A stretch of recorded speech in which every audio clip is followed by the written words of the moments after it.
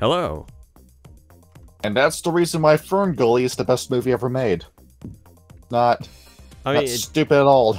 Yeah, it's great. It's fantastic. Yeah. We needed Robin Williams as the bat rapping in that movie. It had to happen, or else it just could not be made, and the environmentalist message just couldn't be made. I mean, it just tied the movie together, you know. It really was. It was a cultural revolution, especially with Robin Williams' acting. Yeah, he was rapping in the movie. He was a rapping fruit bat. He was a rapping fruit bat, and he had a lobotomy in that movie. He got a lobotomy for that movie. Yeah, it was really impressive, actually. He was a really devoted, dedicated to the craft method actor. Yeah. Oh my god. What? I can't say Ferngully is a good movie with a straight face. I can't say that. Well, it's not. Let's be real. It's just it's not. And just about every single movie out there that was your children's movie, Save the Rainforest movie.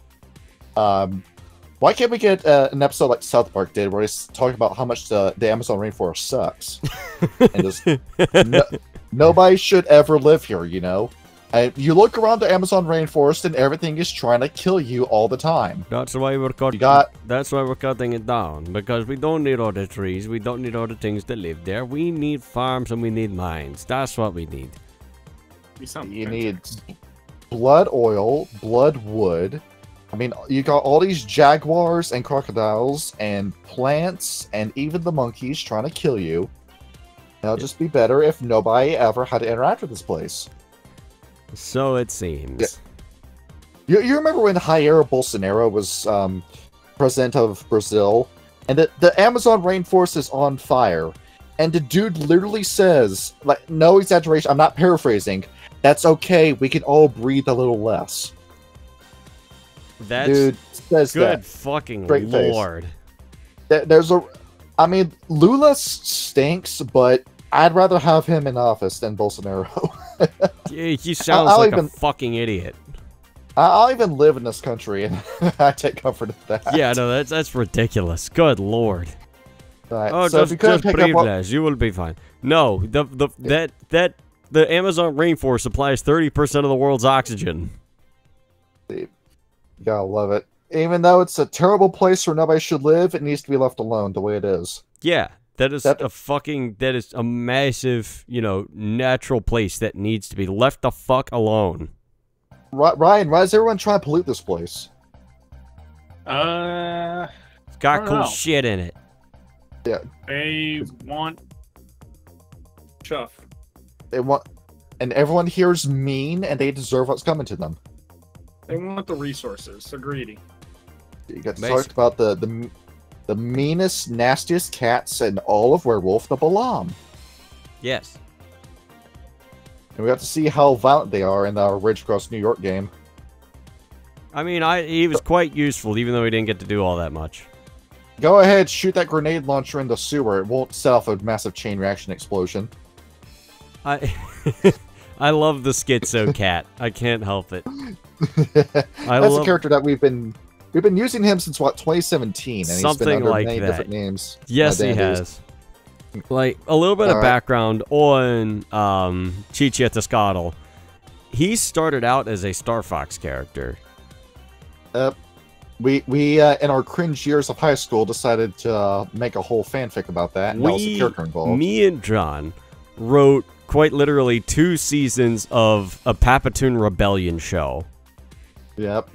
Like the Desert Warfare. I think the first season was probably the best, just because we had the full idea, but then we kept over-prepping and over-prepping and over-prepping, and I got burnt out, but I didn't have the heart to tell him I got burnt out until I did, and then we got in a big fight about that.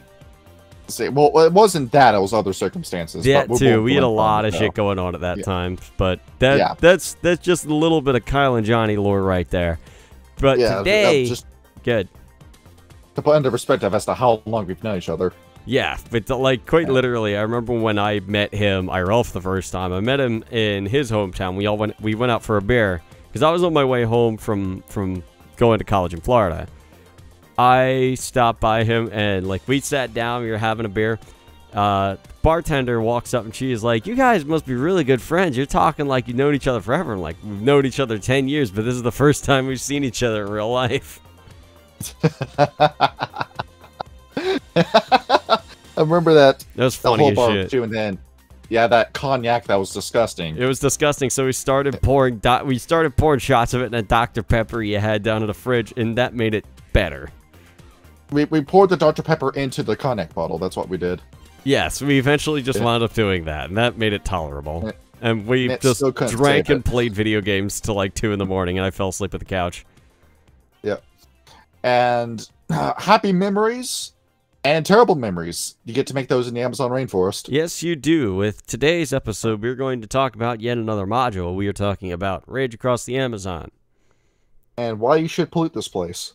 And also why you should, you know, wear some jungle camo and face paint and go around cosplaying like you're playing Call of Duty Black Ops, because that is the first thing I thought of is, you know, cruising through the Amazon on a helicopter with a rifle listening to Creedence. That would go so insanely hard. They realized they did not have the money in the budget to make Rage Across Vietnam. So they instead took all the ideas from a Vietnam book and put them in the Amazon book. Now, I am making that up on the spot, but if that were the case, it would not surprise me. I don't know. Reading this book, it seems like that's what they're going for. But honestly, Werewolf Vietnam, that'd be fucking awesome. And I'm really excited to talk about this book. Instead of doing something like namby-pamby stuff like Fern Gully, you instead do something like Platoon and Full Metal Jacket. Yeah. And like this is one of these. Go ahead. This is an awesome source book because this feels like a war when you look at this. Yeah. This underground war going on in the Amazon that everyone who knows about it is too far away to do anything about it. And the people that it directly affects have no idea that's going on. Yeah, it's really incredible. A whole shadow wars going on. It's like the Siberian area in Russia with the fight with Baba Yaga, along with the fight along the Kashmir Mountains with Ravanos and the Kuei Jin. It's one of those places that you know about, but nobody really lives there. I could be completely wrong about Kashmir, but nobody's paying attention to that area. Therefore, you can have these massive war zones in those areas, and this is one of them. And I feel like this is the one that makes the most sense. This is one that, yes, there could be a war going on in this, but nobody would report on it. Because does anyone actually give a shit about the rainforest? Not really, because when the rainforest caught forest, what was that, like 2020 or 2021? Yeah, I think it was 2021, I remember correctly. It might have been 2019, actually. Yeah, I think it was. It was somewhere in that span of years that we'd rather not talk about because they were dog shit. But regardless, we, you know, I remember that being, there was a big stink about it. I remember all of that. And like, this is. I'm bringing this up because less money was raised for the relief and extinguishing of the Amazon rainforest fire than the budget for Shrek 5. That's just fucking sad. There was less money raised for that. Because, yeah, well, I'm saying nobody actually gives a shit about the environment. You can keep asking me about all you want. All you eco-fascists out there that keep claiming, oh, this is to save the world, we must kill your livestock. We will take the cows, we will take the cars, and you actually don't care about the environment. What's really funny is that the whole reason they were letting that burn is so they could make it into farmland and mining. Exactly. Pentax at work. Yeah, basically. So, as far to my knowledge with that, and the events of Werewolf and Vampire will write themselves. Yes, basically. Exactly. You don't need to do anything anymore. You just need to look. You just need to read the news, and there's your plot. Yep. There you go. throw some cool werewolves in there. Throw some cool vampires in there. Have a giant evil conglomerate letting the destruction grow and the deficit mount. And then eventually you're going to go into a great giant eco-terrorism war. It's going to be great.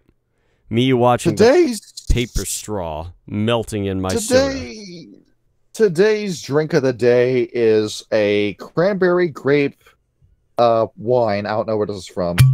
I just bought it. That was a great pop right there. The little sound effect. Yep. All right, let's get into this. Yes. We begin this story by telling the same damn story we have told for 7 episodes now.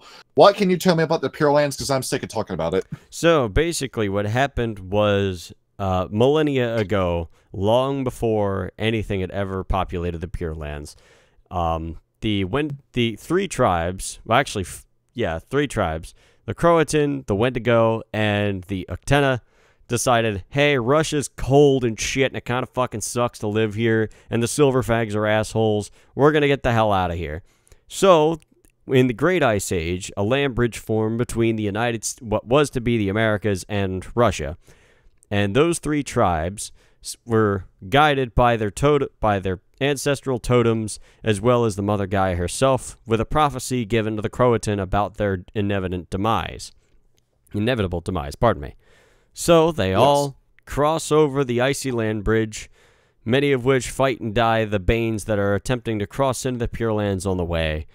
And in one last act of sacrifice, Wendigo, or not Wendigo at the time, not the Yeti, right? Yeah, it was Morning Sun who did it. Yeah. Morning Sun sacrificed herself to sink all of the worm creatures into the sea in order to save the Pure Lands. So, the Wendigo look around at all the cold shit with the seals eating a penguin being eaten by a polar bear, and they go, this place is great. And the Croatan and the Uktena are like, it's too fucking cold, we're going further south. So the Croatan and the Uktena go further south. And the Croatan look around at all the corn and shit, and all the wild buffalo, and the misty mountains, the Appalachians, and go, this place is great. And the Uktena go, no, there's too many. And it was like, it's too flat. We need to go further south. So the Uktena pack up their stuff. A couple of them stick behind after they heard that the Croatan said they're going to die inevitably, thinking that should be something they should keep an eye on. And they go further south. And then they go down past Mexico, and they find, hey, look, the Incans and the Aztecs and the Mayans are all down here. This is great. Now we got all these kinfolk. Now we finally got a variation to the story with that. What?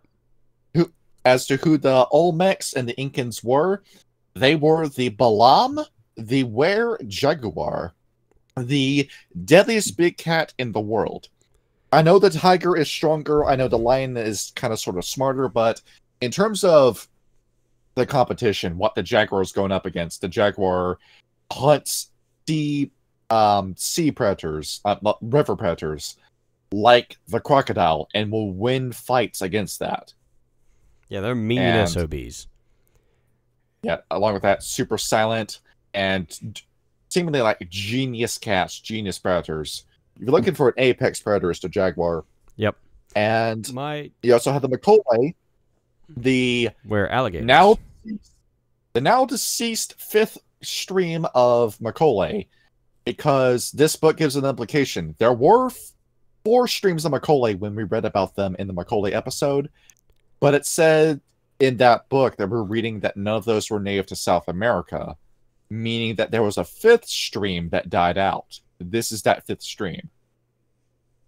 And when the Uktena do reach the Pure Lands, all the way down South America, the Balam and the Macaulay are both looking. They have control over the area. They've been fighting against the Fomori for years and years, and they see these new kids on the block come in and sweep the Fomori. I think for a minute, hey, what's the big idea here? You stepping on our toes? Did you just kick out the Fomori so you can steal the land and the power vacuum? What's going on here? And they pay very close attention to the Uktena. And the Uktena are saying, oh, well, if it's your territory, we can just backtrack up north and just settle in Central America if you want. And the Balam say, yeah, I think you should do that.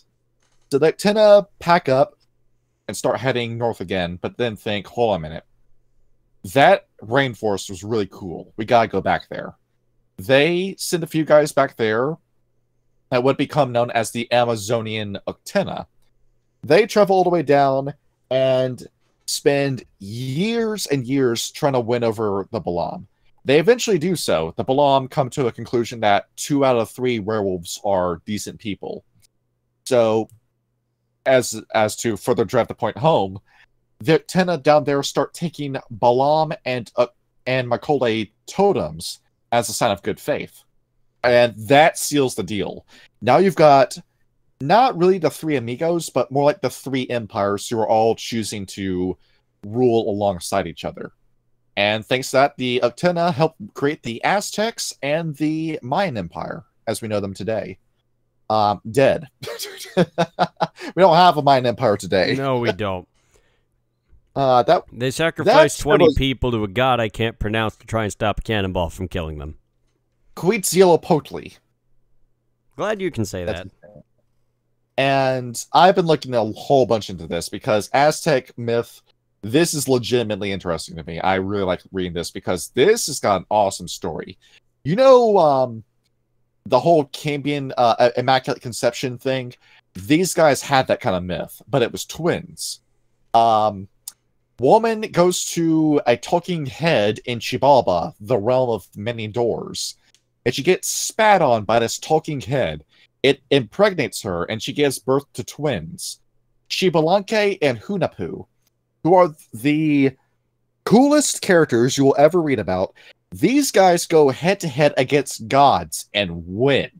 Now, to put that into perspective, into context, the gods in Aztec and Mayan myth are not good people. They are actively trying to destroy the world at all times. And Xibalanque and Hunahpu are the world's defenders. They're humanity's champions. They're outsmarting gods, putting them in no-win situations, and eventually ascend to become the moon and the sun, respectively.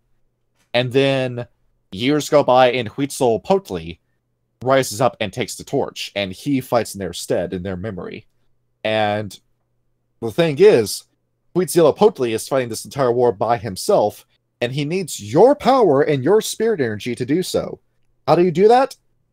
Kill a man, rip out his heart, and then burn the body, and then leave the heart on the altar, and that will send the spirit energy up to. Yeah, it sounds reasonable. Now the thing is, this is where the whole myth gets a little interesting in the world of darkness. Who is Huitzilopochtli in this world? He is a Clan Bali vampire in this story. And I feel like we've showed this picture already. Here he is again, in case we forgot what he looks like. Yeah, I do vaguely remember this during the Uktena episode. Yeah, you remember why I liked Clan Bali so much. It's because they got characters like this. Cool looking. And the thing is, this is either a completely new character, or it's Nurgle or Shaitan under a pseudonym. If that's the case, then Shaitan was either against what Nurgle and Moloch were doing the entire time, struck it off on his own, and struck it big. Or Nurgle, after he did the Bali Wars, went down south and either turned a new leaf, or was playing a long game that never got to finish. Now, keep in mind, in terms of gods fighting gods, the giants of myth, like Capricorn, those were worm beasts. Huitzilopochtli was technically the enemy of my enemy, where he is on the same side of the Uktena, but in a very loose sense. They're not going to fight each other because the worm is always going to be a bigger issue. I kind of like the hierarchy of threats here, where every vampire will put down what they're doing to fight the Bali, but the Bali will put down what they're doing to fight the worm. That's interesting to me. That's really like the guys who worship demons are fighting the devil himself. I do find that it's like hashtag not my devil is what's going on basically. Exactly. They know that the worm is going to give them a bum deal. You're not going to get any power by doing this. It's like how I put it, I think, during Rage Across New York with the seventh generation and the Luciferians. Yes. It's like, you're supposed to be evil. You destroyed humanity. Mm-hmm. I said this one. Now, you got Harmony ? In the Amazon for years and years, and you've got other groups down there too. You've got the girl. I think we've mentioned before on the show the spectacled bear. The ones with the ones that have like the weird fur around the eyes. Shall I pull up their picture again? Because I don't think Ryan ever saw the picture of them. Maybe, yeah. Put it up there. Just see. Ryan, you know what this bear looks like? A bear. See. Correct. Very astute of you. Steve. Thank you, Grim. You're very observant. What is Grimm's Yeah, awareness? See, a Oh, one. yeah, these. Yeah, I remember these. It's a honey Yeah, badger. there he is. It does got a little kind bit of look like cabbages that. It's now. got the same kind of snout. Very short snout. He's got a short muzzle. It's the only bear that has a face like this. It looks kind of adorable. I almost want to pet it. Yeah, you always want to snuggle with these bears, but they'll kill you. But Yeah, in the case of the girl, you can, because the girl are a bunch of big babies in their little nappies. Yep. They are very friendly, though. But still, it's like... It's one of those things where it's like you look at a bear and you're like, this is a fucking fearsome 800-pound predator that could kill me in a single bite. But it looks adorable. Did you ever see that video of the Russian guy in the woods who was just following a bear and then kicked it in its ass and it turned around and it looked at him like, bruh, and then it attacks him? I didn't see that. I always like the one where it's like a bear just wanders up to the window and they just start feeding it French fries. Yeah. the one where it's like just sugar cookies. Oh, yeah, that one. That's the one. It wasn't fries. It was sugar cookies. And who else is down here? I do believe the Corex was down here. I do believe. I mean, there are Let me birds fact all check over the myself. Let me goddamn make sure. place. Let me make sure there were ravens in South America. Because I know there's rats down there, but the rats weren't actually from South America. They're an invasive species. Yeah. See, can I find you in South America? I can't. Well, never mind. There were no Corex. I guess not. See, what other fair breeds were down there? Because there had to be more. There has to be more given of this. given how biodiverse the Amazon rainforest is, that they kind of have to be. Like, the Naga are down there, but they'll never show themselves. The Anunnaki are very likely down there. Oh, yep. You just said Anunnaki. They were there too. Yep. Yeah. Where the There's Anunnaki big are damn spiders everywhere. You in just the don't know it. Amazon. They're fucking everywhere. You got the Brazilian wandering spider, the most deadly toxin in all the world. Is it big enough where I'll need buckshot to kill it? They can grow that size, yes. Oh, shit. See. Who else was down here? The Naga, maybe? I mean, there's anacondas down here. I'm pretty sure the That's Naga what I will was be saying. here. More than likely, the Naga are there, but they'll never show themselves. And, of course, the Rokia, but nobody's actually talking with the Rokia. They won't come out of the ocean. No, they don't like land. Land is cringe. And, of course, we have the Camazots, but I hate that plot line so much. We're not talking about the Camazots today. Oh, what? Leave that shit out. The Shadow Lords killed all the werebats? Yeah, and they deserve their death because you've summoned the consumption worm in your last little death throw to get back at the Shadow Lords. Fucking love. I love how everybody says they're innocent victims. Well, why the fuck did that scream summon the consumption worm then? If that was the case, if these guys were so pure and so humble. I don't know. I guess they saw like the Shadow Lords encroaching on them a bigger threat than the consumption worm. Speaking of those Shadow Lords, they came over with the conquistadors in the 16th century. And they're over there. They've got the Black Furies with them too. And the Black Furies look around and say, this place is awesome. So they stick around in the Amazon and they say, what's this place called again? The Amazon rainforest? Well, we've got the Amazons in Greece. This is another Amazon. I think because we're the Amazoness, we gotta stay in the Amazon, right? And so they do. Yes, indeedy. And in doing so, they became friends with the Balaam, and as a show of massive good faith, Panther appeared to them. And the Black Fury saw Panther and said, oh my god, girl power and kitty power in one totem. Sign us up. They take Panther, Pegasus comes in, signs the contract with Panther, and Panther becomes part of Pegasus's brood. And the weirdest team-up you can think of. I don't know, a panther and a flying horse seems pretty fucking dope. Now, we've already talked about the Shadow Lords mistaking the Bane Tenders for Bane worshippers, and they break the Bane seals, and then the Banes run down south and release the consumption worm. Let's not talk about that today. Let's instead talk about what the Order of Reason was doing, because we get an explanation as to what the Order of Reason was doing at this time. Known today as the Technocracy. who decided that they just had to go in and ruin everything. Everything must be boring and safe forever. It's their I way. love this faction. You're not supposed to want to place the Tenocracy, guys. No. You do anyway. So the Order of Reason comes in, and namely it's guys like the New World Order and the Syndicate. They weren't called that yet, but that's what they would become known as. And he looked around and said, we must grow the Spanish Empire.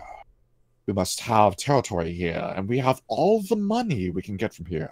We have oil, we have logs, we have soil, we have gold buried in the hills and the mountains. We must take over. So they start launching a war, and because it's the Technocracy, they have an easy time fighting against the Balam, the Macaulay, and the Uktena until the Dream Speakers step in. Awesome, right? Yep. The Dream Speakers come in, and it's led by a man named El Dorado. Oh, yeah, cool. El Dorado's now a city. It's a man. Well, what does that mean in English, El Dorado? City of Gold? See.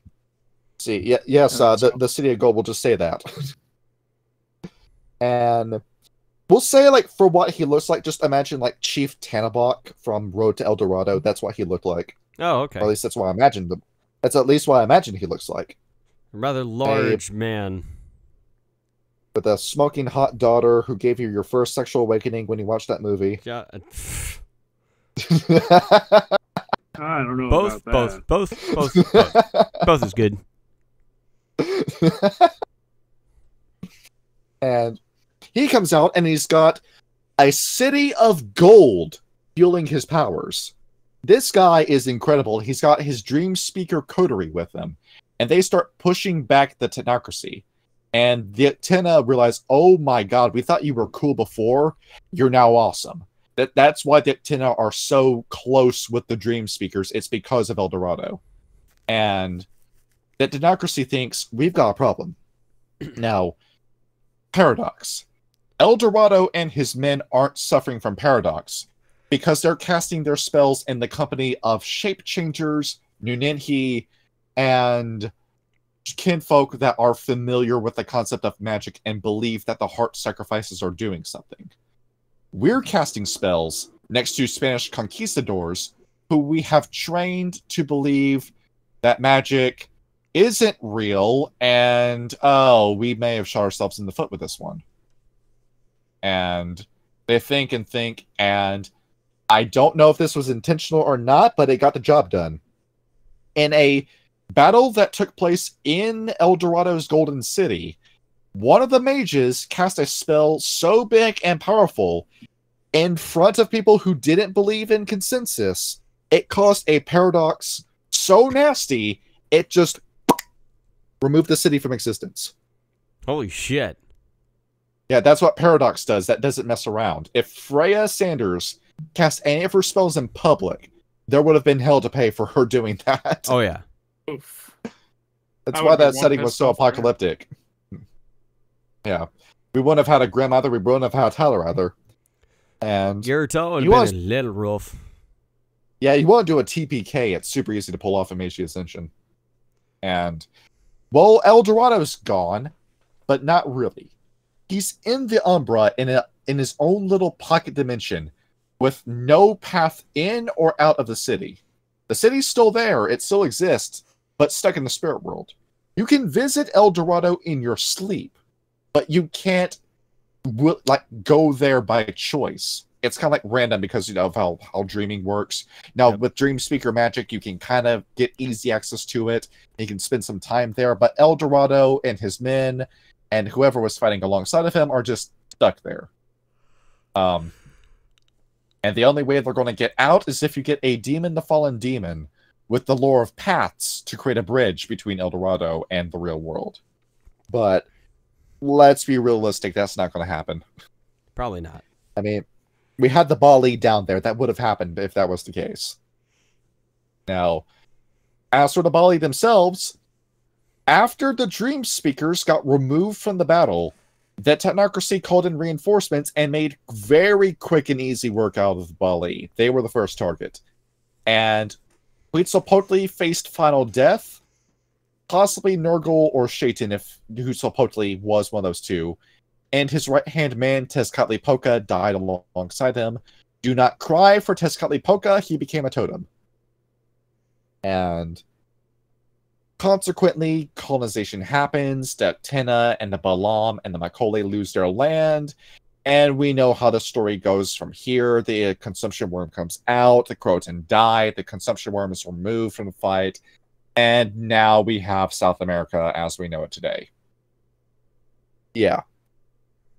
And now we get to focus a little bit on Brazilian history. Kyle, how often does Brazil change governments? Every few days, I think. Yes.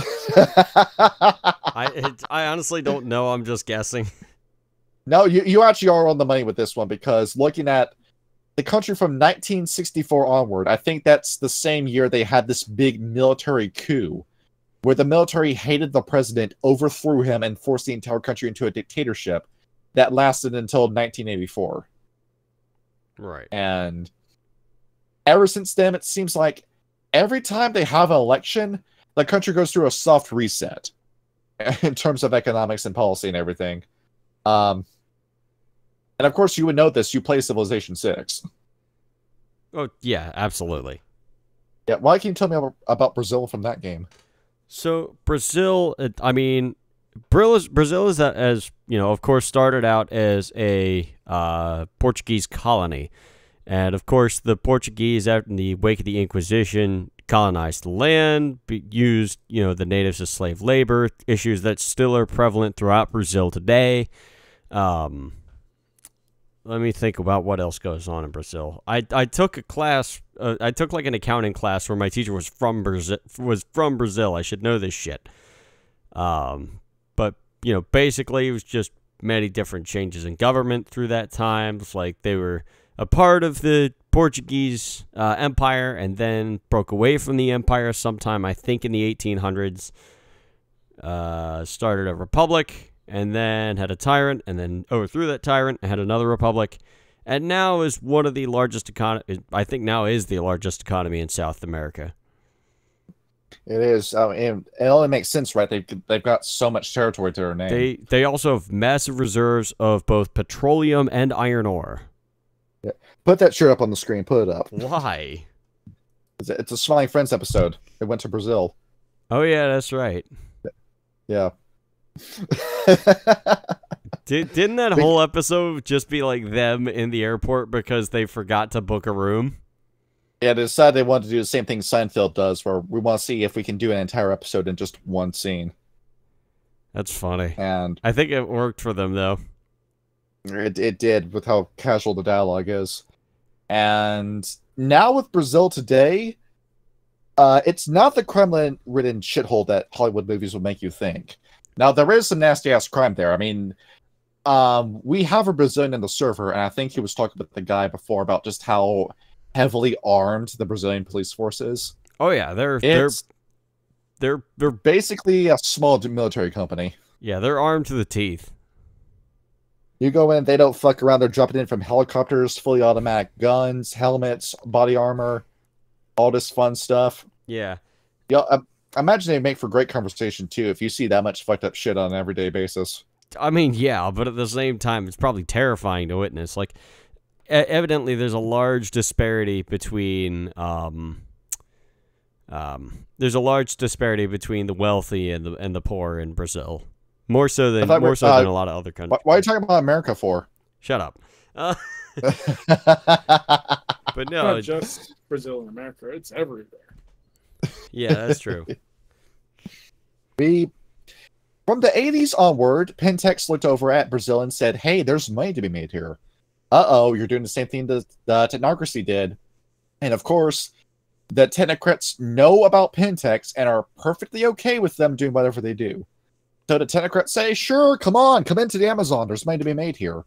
They said, "Sounds great," and then proceeded to burn, pollute, and rob the hell out of the Amazon rainforest. And this would continue for years and years until a pack known as the Black Frost decided they had enough, attacked Pentex, and it was a suicide mission. They all died. And one Gogol Fangs first, seeing his Get a Fenris pack die in that fight, said, enough's enough, I'm taking over the war effort. There had been organized war effort in the Amazon for years and years, but, you know, the Shadow Lords want a piece of it, but the Actina State was their territory, but the Silver Fangs gotta get their say, and Gogol's Fangs first says, enough of this political bullshit, I'm taking over this war, I know more about it than you do, so I'm the most qualified guy to get in there and get this done. Imagine, like, what comes to your mind whenever you think of an 80s movie action star? That is Gogol. This guy's like, he's partially modeled after Arnold Schwarzenegger in Predator. Yeah, I'll put up Like the image a little bit early because like that is exactly what he looks like. He's so badass looking. I love this character. He does actually just look like Arnie. And after a bunch of back and forth bickering, Gogol finally got the approval to take control of the war. He goes in, and it's catastrophic at first. Packs are dying left and right.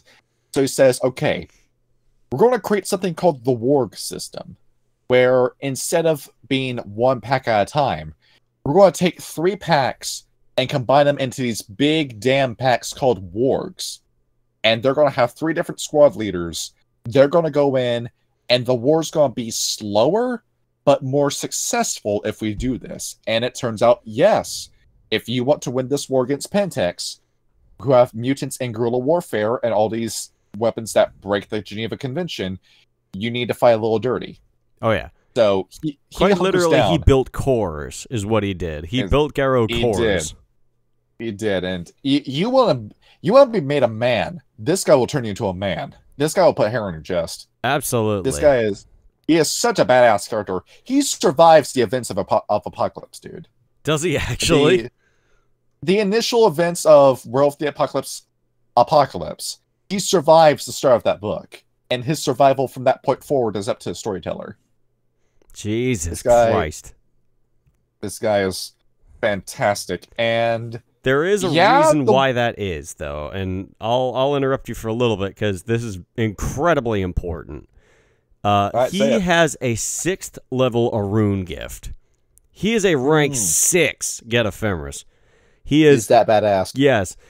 What Unstoppable Warrior does, a Garrow who uses this potent gift can regenerate aggravated damage. This works against all attacks except those from silver weapons. Each turn rolls Stamina and Primal Urge against difficulty 8. If successful, then spend 1 point of rage per health level healed like a blood pool. He has Rage 7, Gnosis 7, and Willpower 10. Glory 1600,000. Honor 110,000. Wisdom 90,000. This man is unreal. This guy's casting Rage and he's going in with an invincibility bar in the middle of a fight. Basically, yes. Like, in fucking Halo 3, when you see a brute chieftain with the chieftain armor and a gravity hammer, and then they activate the invulnerability field equipment, that is what this guy does. And there are a few battles back and forth with the war where you get some losses, you get some victories, like a big loss being the Battle of Screaming Mud, where a bunch of werewolves were attacking a base until the mud beneath them formed teeth and devoured them. As it turns out, there's a big damn bane that possessed the mud and ate them. Yeah, Banes don't mess around, dude. Oh no, they're gonna fuck him up. You've also got the Battle of the Dreadful Moon, where somebody got the good idea of bringing loons into fights. And they brought the loon spirits into the fight. Anyone that encountered them in the Umbra lost their mind after making eye contact with the loon spirit. Now they gotta be filled with chemicals and other medications in order to just, oh no, function. Yes. In the war effort. And, well, what happens with the Macaulay? Well, the Macaulay are there. I mean, they're still there. They all died. That stream of Macaulay died out, but got replaced with the Macaulay Membe from the slave trade, who are picking up where they left off. And this is why I'm saying there's a fifth stream there, because once again, the Macaulay book never mentioned a group originating from South America. And yeah, I guess you could say the Macaulay did lose everything there, but given how ludicrously powerful the Macaulay Menbei are, they're slowly making their way back. I mean, Gogol Thanks First is certainly helping, but the Macaulay are never going to work with the God of Fenris. They will never do that. No. If you want to know what that war looks like, pull up any scene from Jurassic Park. I mean, it probably looked cool. Exactly. The literal dinosaurs, dude. Yep. I love this book more and more as we talk about it. And as for the Balam, they got kicked out of one of their own dens. We'll talk about more with a Bastet episode we'll do in the future. But the Bastet have little realms within the Umbra that they have as these super secure places of power. The God of Fenris wanted that, chased the Balam out of it, which the Bastet were already not okay with the God of Fenris. That pushed them over the end, and they hate the Get. They hate Gogol Fangs First. They like the antenna, but hate the God of Fenris. So anyone who's fighting under the Warg system, the Balam is now attacking Pentex and the Wargs. It's a little hard to negotiate with the Were Jaguars, dude. Yeah, as we found out. As we know, they're angry all the time. Now, here's the thing. In a fight with the Balam, if you fight that guy one-on-one, they will always defeat you.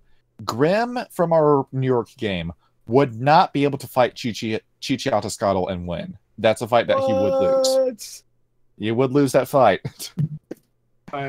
But in contrast, if Grim brought his pack in there and fought a pack of Balam, the Geru would win that fight every time. Because the Balam, being cats, are so incredibly prickly that they just cannot work with each other, no matter what the circumstances. Even life or death, they will always find a reason to be at each other's throats.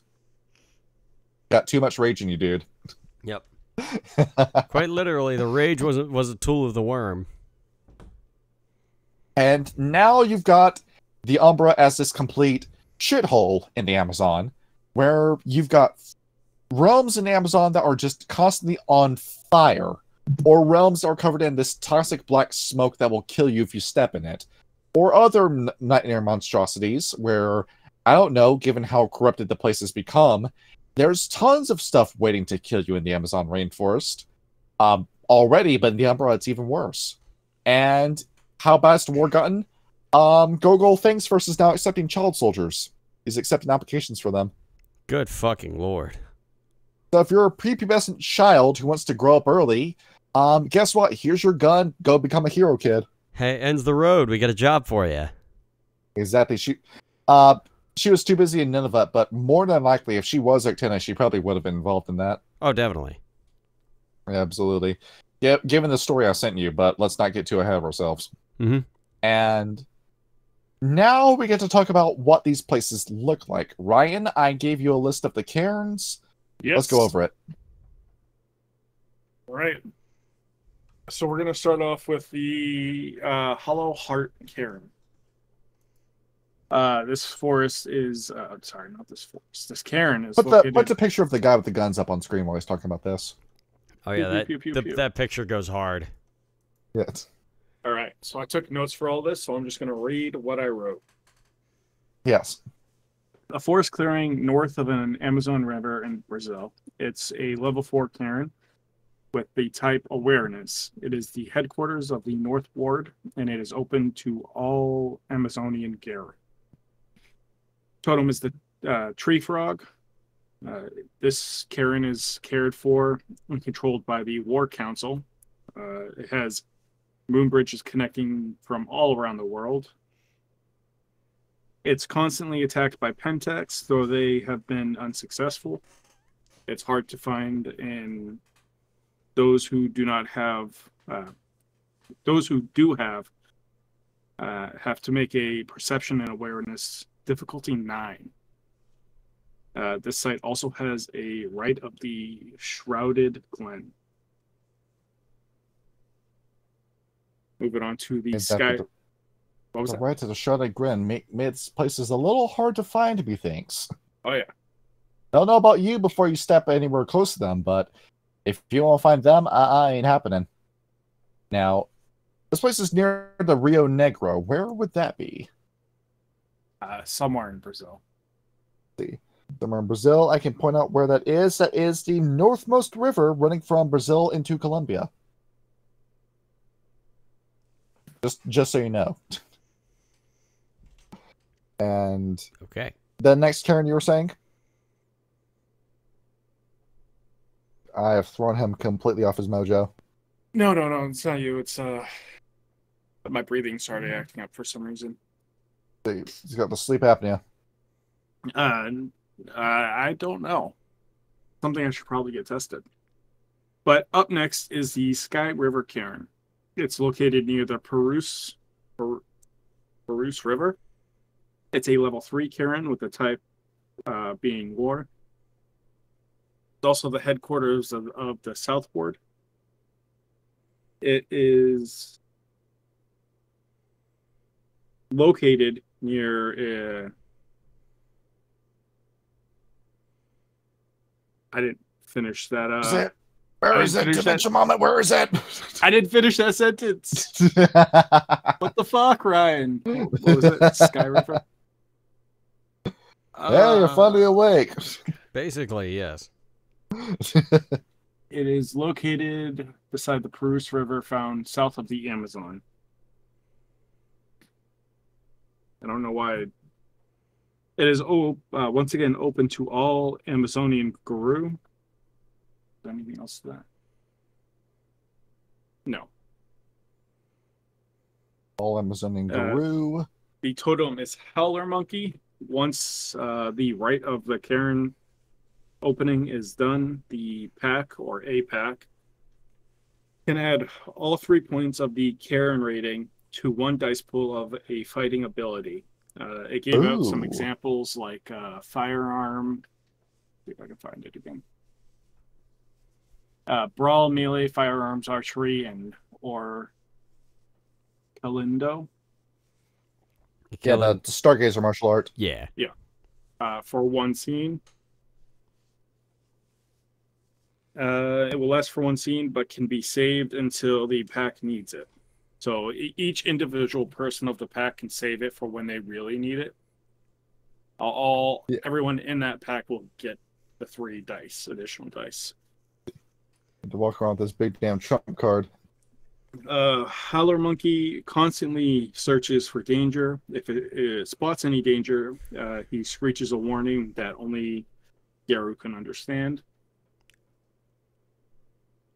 Moving on from that, we've got the Cairn of the Rain Spirits. It's located near Kodahas. I think it's right. Kodahas? Off the Amazon River. I looked up the pronunciation for that one. Nice. Of the Amazon River. It's a level 2 cairn with an elemental typing. Its tribal structure consists of native Uktena or Wendigo. Other Geru are only allowed to visit. The totem for this cairn is King Thunder. This cairn is still in shambles because of the Pentex raids launched early in its time of creation. Most of the forest surrounding the cairn is burnt or defoliated. Defoliated? I think defoliated is right. As a way to break the will of the defenders of the cairn. There is... Go ahead. Smack dab in the middle of the Amazon rainforest. This doesn't connect to anywhere else. It's just its own spot in the Amazon. Yeah.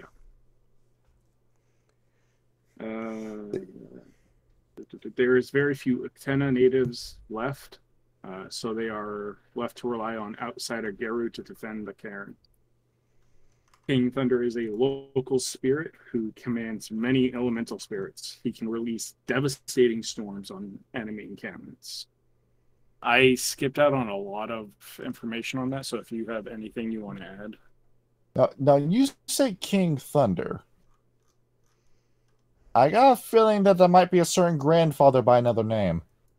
Yeah, how about that? Yeah, I don't know. Kind of sketchier, methinks. As for King Thunder himself, really, all three of these cairns are pretty much the same place, but the name of the river changes between each one. Yeah. And in terms of what else is there, you notice that a lot of these places have Uktena totems as their main place, as their main cairn. Yeah. I did notice that. Yeah, but with this one being King Thunder, maybe they're talking about Wakinya Tonka by another name. Because I'm pulling this guy up and he's got no stats. Like, not even in the Amazon book does he have an actual stat block. So it could be. Yeah, I think the application is that this is Grandfather of Thunder by an alias. Yep. I mean, like, He just Bacchus has was to have his way. Dionysus and Shiva, so... He just has to have his cake and eat it too. Right? Definitely. I mean, who wouldn't? Next up is the ranch. The Ranch Apocalypse. This was an interesting one that I found. I have about a page of information that I pulled from that. Just to let you guys know, this is coming from what I read and understood from the text. So if I get anything wrong, just let me know. So Ranch Apocalypse. I'll let you know. Yeah. A Ranch Apocalypse is a major base camp for the Geru, located half a day's march from the DFG, or otherwise known as Developers Forestry Group Incorporated. DFG headquarters and consists of a bunch of guerrilla Geru warriors. It was originally was a native village that was taken over by Pentex when they were building their headquarters. The village rests on soil where the first tribe in the war, Black Frost, were slain, making it hallowed ground. Pentex abandoned the village when the factory was finished, so they had no idea that the Geru are using it. The road leading to the Pentex HQ is grown over from the jungle, and even though the Geru know of it, they still avoid it. It remains a secret due to various rules, like Geru cannot come back to the ranch if they are injured. If they are injured and can't outrun the pursuers, they are to flee into the jungle and return when it is safe, or continue to fight even if it means death. They've also set up mock camps around the jungle to fool Pentex from discovering the ranch. Yes. Both North and South Ward battalions man this base with one warg each. I didn't realize what warg meant until you described it. Yeah. Warg is a core. Yeah. And as for the place itself, this is Gogol Fang's first training ground, where he'll take the kids that want to join the war, he'll train them up here, and then he'll send them on their way once they're trained and they're not going to get themselves killed immediately. As for Pentex, they're struggling to find this place. It says in the book that they're struggling to find it. They don't know where Rage Apocalypse is. You idiots, it's right underneath your noses. Just look. Quite literally. Just look at where you were setting up a camp before. Just pick that. They're hiding in plain You sight. idiots.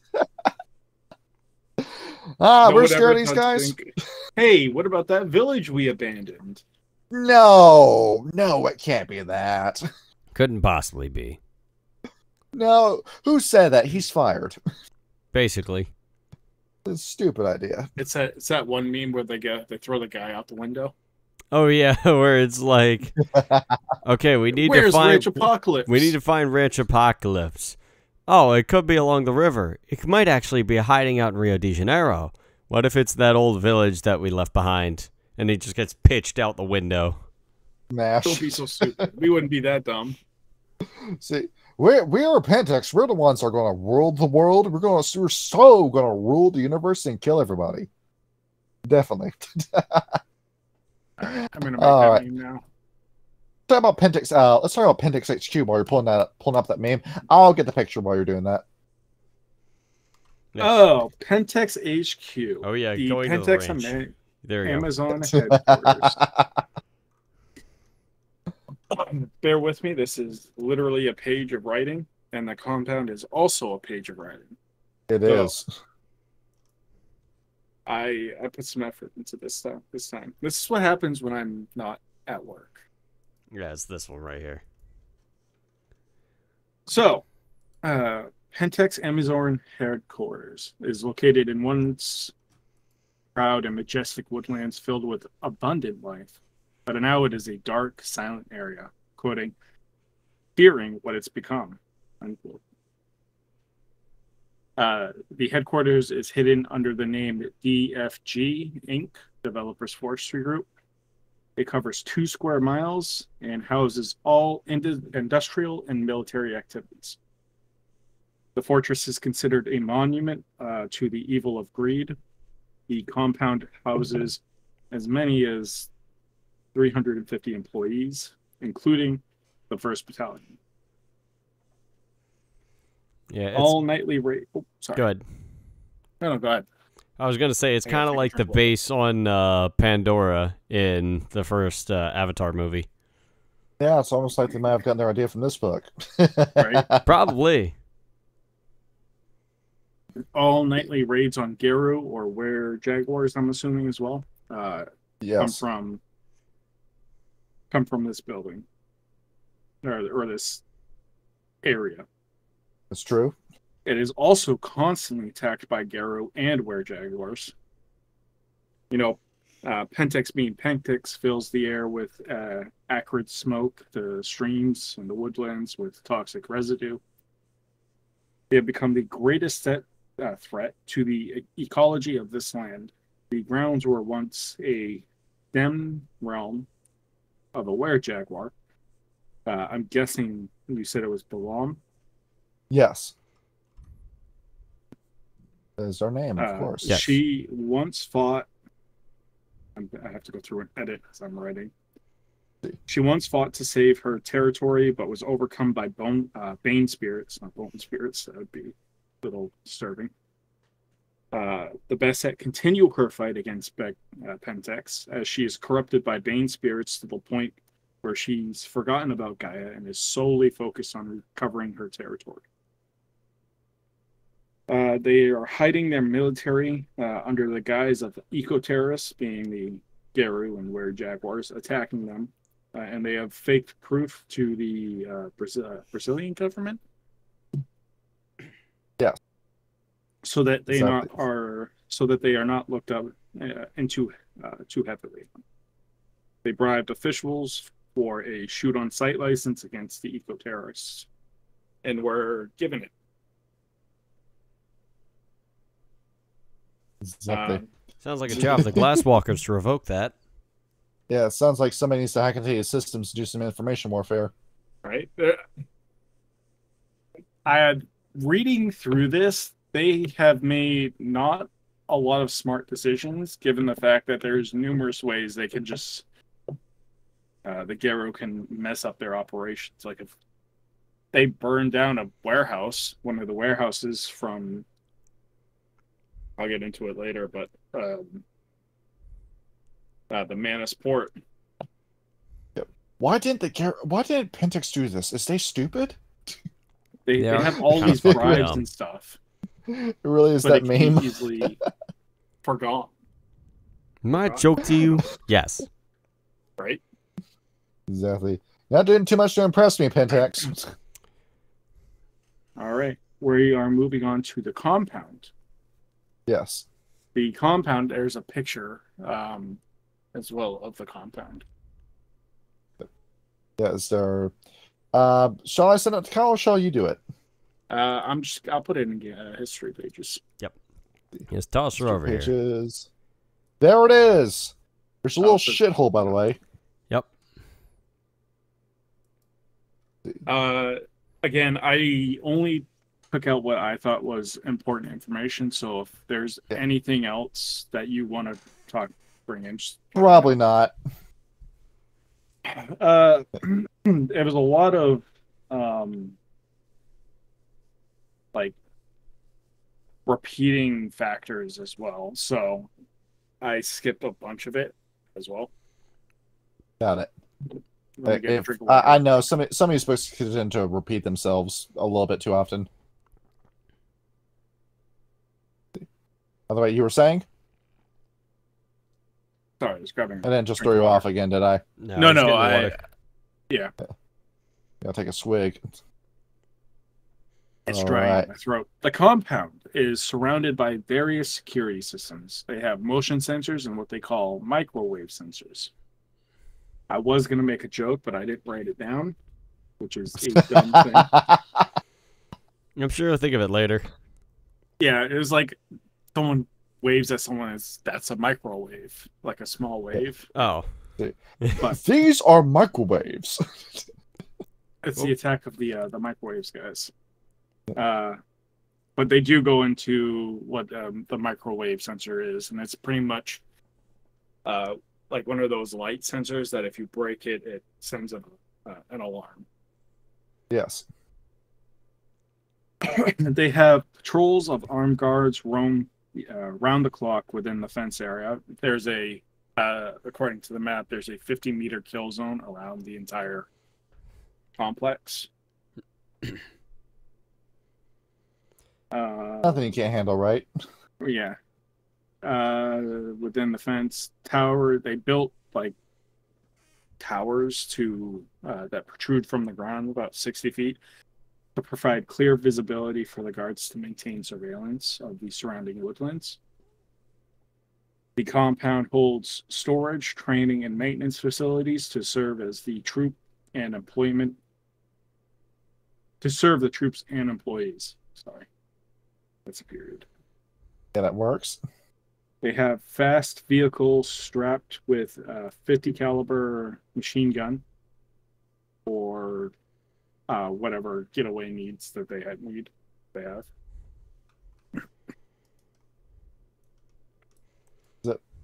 I don't know. Uh, I honestly would love to raid a place like this. Seems like fun. Yeah, it's setting us up like it's an actual debriefing, getting you ready for this fight. Yeah. Honestly, how I feel like would be the best way to go about it is what's up? It's funny you say that because as I was writing this, I'm like, this is exactly what it feels like. Yeah, it's like a planning we got phase. there's got this kill zone here, man. You're gonna be able to get to the part of the zone. Once you pass the zone, you got this many teams of fans in here.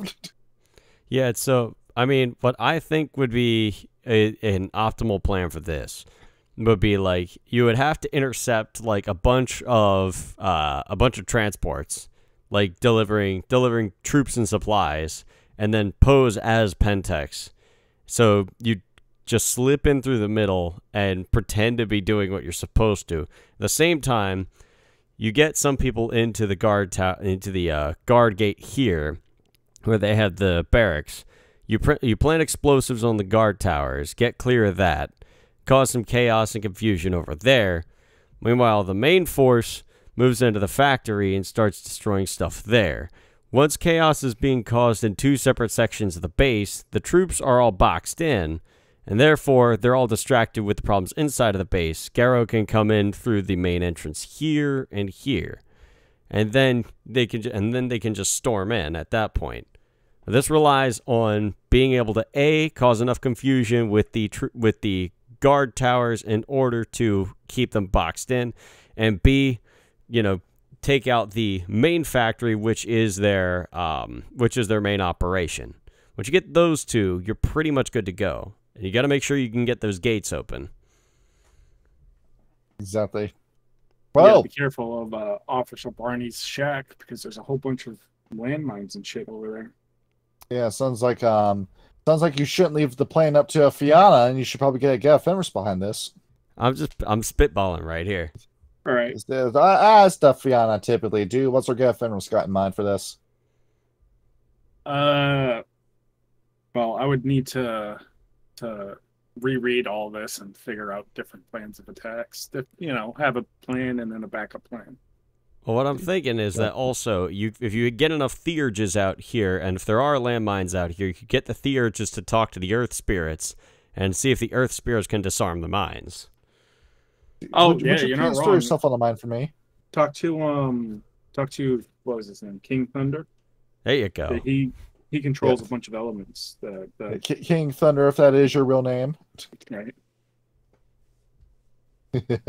So this book talks about one Officer Barnaby Shadrach, who Jesus Christ, Ryan, who has a bungalow in the east side of the compound.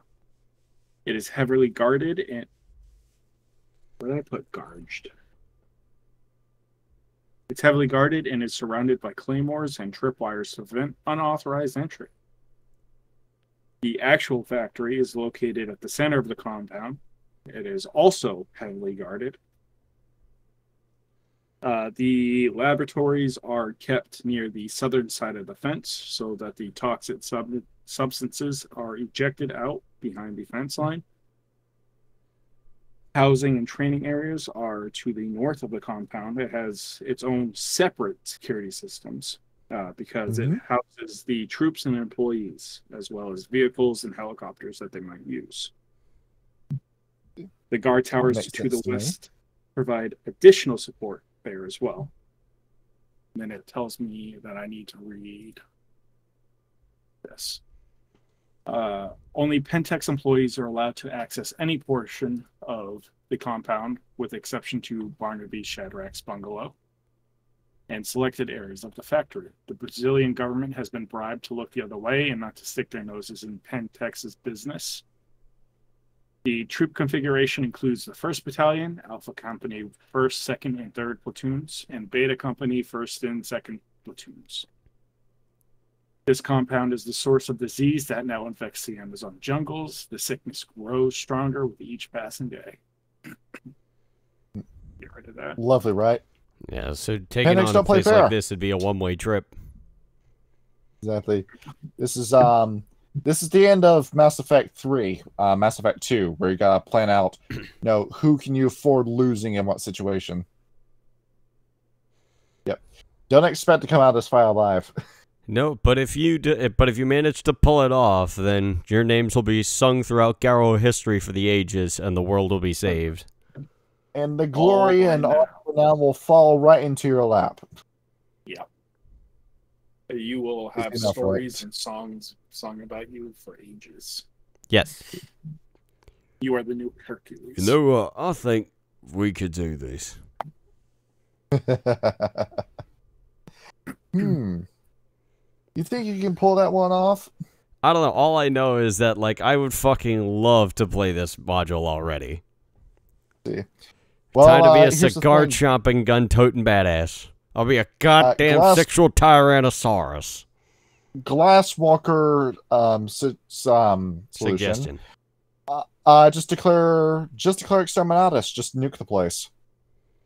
That seems too I wouldn't do that efficient. because there are black spiral dancers here. Yeah, that's true. Get into that later. Black Spiral Schmirl, they only make up, 10% of the compound? I mean, yeah, but then at the same time, you got 10 of those sons of bitches running around and trying to cut through us before we have time to react. We'll fight them as they come up. Fucking Glasswalker. Now, Ryan, Yes. for the sake of brevity, tell us about what Project Blight is. Oh, skipping ahead. Project Blight. You mean Operation Blight? Yes. It is regarded as one of the worst, I believe it was. They said it was.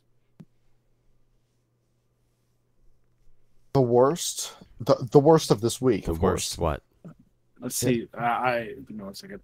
Let's see if I worst. can It's the host I hate the most. quote them real quick. This is 35. This should be 36. This. Operation Blight, also known as the Vilus Operation, yeah. It Yes. is a defoliant factory in the jungle. A what factory? Defoliant. DEF. It kills trees. LIAN. Oh, okay. It is far down the Amazon River. Most Geru do not know about this factory. which allowed them to lay a foundation and the initial work before being discovered. You put a tree in there, and then it gets banged to hell and back, and then you pour out, I don't know, some sort of nasty Agent Orange type shit that starts killing everybody around it. Yeah.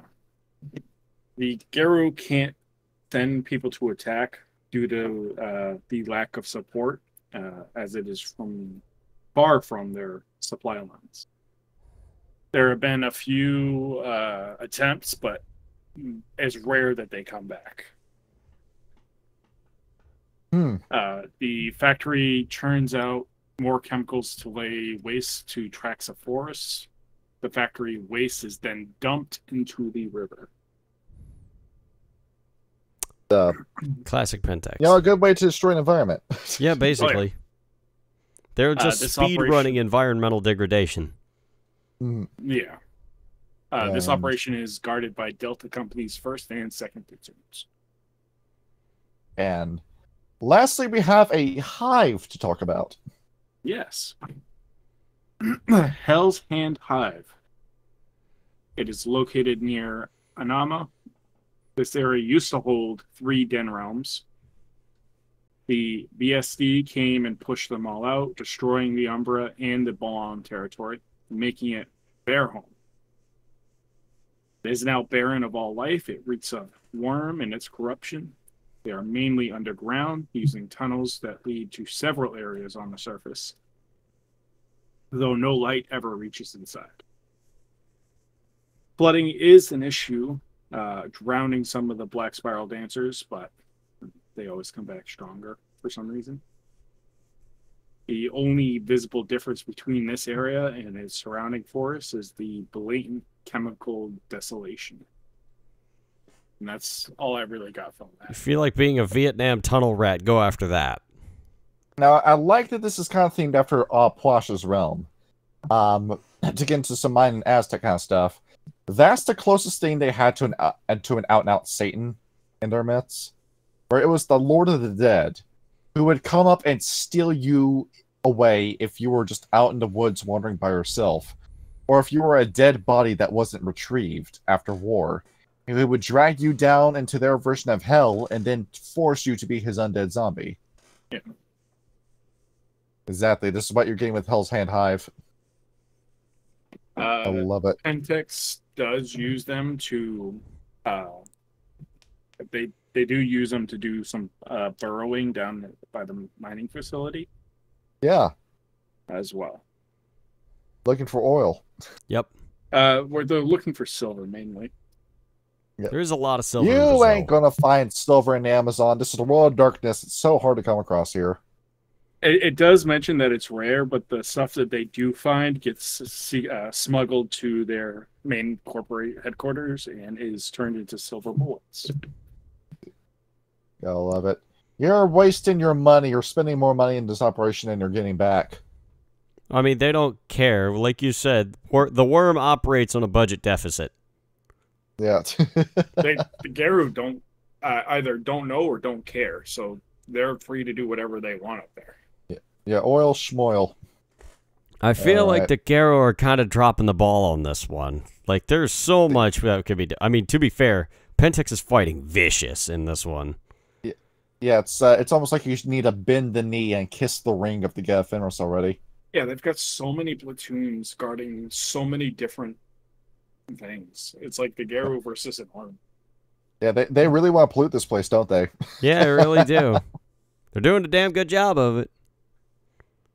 Next up, we've got a little bit of stuff with the Balam. Now, I want to save some of this information for our Bastet episode, so I'm just going to talk about one of these places. The Den of the Black Claw, where this is Balam HQ, kind of, sort of. It holds a total of 5 Bastet. Yeah, that's that puts it into perspective, right? 5, and this is the most numerous populated out of all the dens. Jesus. Led by one Black Claw, the most pissed off, angry Balam you will ever meet in your entire life. And they hate the BSDs because Hell's Hand Hive was built on what used to be their den. Yeah. So And that's it, really. This just holds 5 really angry cats. Also, the strongest, and from what I've read, the strongest in the Amazon. Oh yeah, you don't mess around with Black Claw. You don't mess with this guy. This is a fuck around and find out moment. Yeah. We also got a place called Grash Teknir, which is the realm of the were crocodiles, the Macaulay, which is a so pretty much it is Jurassic Park, and it is their little base they're using to launch attacks against Indron. And yeah, they're not super active, but when they attack, everybody pays attention to it. I mean, it's you just see a T-Rex running through the Amazon and he smashes through the electric fence in one push.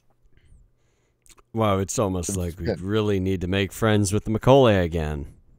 Yeah, but they got the Nisus dude. They got years and years of bad history on playback.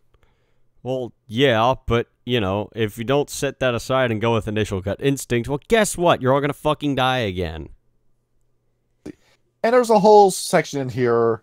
It's like your Hollywood take of the Yanomami, where briefly talking about the Brazilian, the Amazon tribes, the Yanomami. That's the one I'm the most familiar with, and Yanomami. That's what they are. Believe it or not, there are still indigenous tribes that live in the Amazon rainforest who really do not like anyone who isn't them. I mean, well, yeah. Did you watch Jason Tuttle's episode on Joe Rogan? I don't believe I did, no. The dude's talking about his trip to the Amazon and how he had a guide there. They heard what sounded like a cry, like an animal cry off in the distance, and the guide had to tell him, that's not a jaguar you're hearing. That's a tribe of natives that have shot at everyone they've ever come across, except for the people that gave them the guns, of course. And you have 5 seconds to drop everything on you and get the hell out of there before they start opening fire. Good lord, it's quite literally like the title card I have for Rage Across Appalachia. Get out or be carried out. Exactly. Now, this is a very interesting group. I've ended up pulling like a whole bunch of different Nat Geo videos, and yeah, you want to talk about herbal medicine? You got a vicious wound. Behold, we'll just take this tree bark that we shaved off the tree, put this plant in it, slap it on the wound, and you'll be fine. It's gonna hurt, but yeah, you'll find it won't kill you. And this is the most treacherous place you could live, and you choose to live here anyway, even though there's quote-unquote civilization to the north of you in Venezuela. Well, actually, no, that's Venezuela. You don't want to live there. Yep. Real. So yeah, if you live in Venezuela, quit living in Venezuela and go live with the Yanomami. That's the moral of the episode. Basically. I'd rather be a tribal fighting for my life than living in a communist country. Yeah, it sounds about right. At least then you'll be free. And part of me does want to go into detail about this, but I also want to fit in the other stuff that's in the book. So for the sake of time, I'm just going to say, go out and check out the Yanomami on your own, because this is an interesting afternoon read. Yes, it is. All right. That's enough reading about them. Guess whose kinfolk they would be? The best... Oh, wait, the Octenas, I imagine. The Balam, actually. Oh, fuck. Given that they really don't like outsiders, they're with the Balam. And going down the line, we have a few lore characters to talk about. Yes, we do. And we've already talked about the main character, Golgo. Let me bring up some more stuff on him real quick. So, just a little bit of background on the kind of guy that Golgo is. He is the High War Chieftain of the war units in the Amazon. And like we've already said, he is a fucking badass. He's a Hamid Gedefemerus Arun. He is he's a rank 6. He's fucking incredible. As for he is a massive dude. He's 7 feet tall in Hamid form and 13 feet tall in Krynos. He's a little bit older and he has some gray hairs on him, but he is in incredible fighting shape. He is laced with battle scars. This man is a monster. But even though he is a vicious, cunning, and brutal fighter, he is also a very introspective, disciplined, and level-headed individual. He has fought for his life forever. He can keep his head cool in any sort of condition. Like, quite literally, you know that scene in Apocalypse Now where they're standing on the shoreline getting blown up, everybody's taking cover, and Lieutenant Colonel Kilgore's just kind of standing there watching it go down, and then he looks down at Lance and he says, "One of these days this war is going to end." That's Golgo. Exactly. Now he got fucked up in the events of this book. That's what he used to look like. Here's what he looks like now. Oh, good fucking lord. Yeah. Badass. Dude got pretty messed up, but he's still alive, he's still kicking, and like I said, survives the initial events of Apocalypse. I respect the hell out of this man. They never met him. Look, I fought in Panama and Nicaragua and some Venezuela, but not that man. And I'm looking at the Trubbook Get Fenris. I'm wondering, why couldn't we have gotten the book narrated to us by this guy? I would love that, personally. He would be the guy to do that. This guy is... The minute you learn just what a badass he is... Yes. I don't care if he's not a nice person, but it just... From the sheer valor this guy has... Yep. He warms your way into your heart. No, quite literally, in his backstory... He was born on a World War II battlefield. His Garo mother stopped fighting long enough to give birth and then ran back into battle and died. He never knew his human father, and his mother's pack basically adopted him, brought him up to fight. His family were all Get Ephemeris who fought against Nazi Germany, and he worked to live up to his reputation. He learned. It says in the lore, in Vietnam, he fought for the fun of it and learned about jungle tactics. And now he's using his hard-won lore in the Amazon War. Yes, that. Found a picture of his mom. That's his mom right there. Good lord. That would be right. Does he also have the assault rifle with the chamber that's shaped in the symbol of an infante, so he can have infinite ammo? That's funny as shit. Yes. But yeah, a lot of younger Get Ephemeris fear him just because, he's an incredible badass and he's all gnarled up from battle. But quite literally, but he is incredibly well disciplined. All he really needs to do is look at somebody wrong and they'll correct their path. I can't stress it enough. This guy's a fucking badass. Like, I praised characters in the past for being incredibly written, but a lot of them are almost too well written to the point where, like, the entire story would have to revolve around them. Golgol is an exception to this because he has a great history about him. He has a great imposing presence about him, and he could be like a party patron for this module. He's just well written enough where you care about him and you want to see his goals succeed, but he's got some flaws to him, and he is an aging warrior, but he's determined to keep up the fight. He is, I think, the quintessential World of Darkness character. He is the Get Ephemeris. He's the main character of this setting for a reason. Yes, he is, and he earns that with flying colors. And he's got a number 2. I believe one Garrett the Faithful. Yes, Garrett Faithful. He's a Hamid Galliard of the Child of Gaia.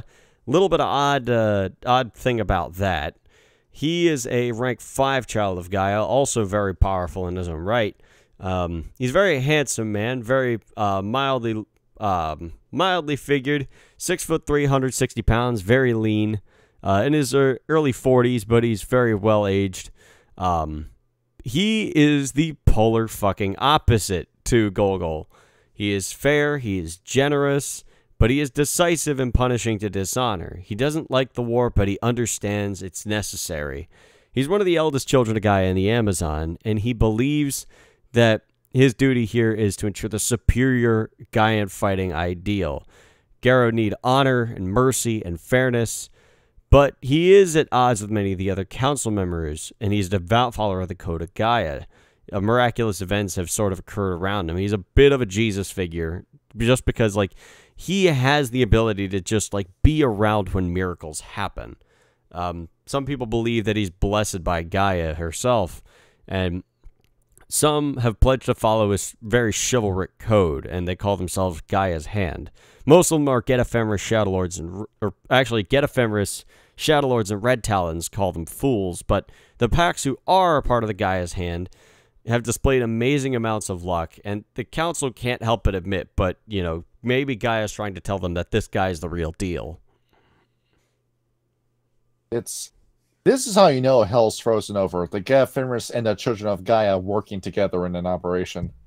And it's working to an extent. Like, yeah, Pentex is vicious on this front. Like, they are doing everything they can to fuck this place up. But with the power and just raw fury of disciplined fury of Golgol, and the level-headed chivalry and just pure miracle work of Garrett Faithful.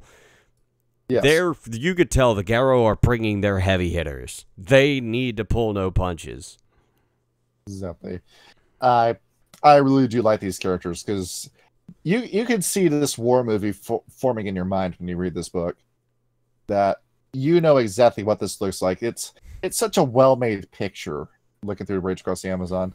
Yeah, it is. I really like this book. This would be a super fun game to play.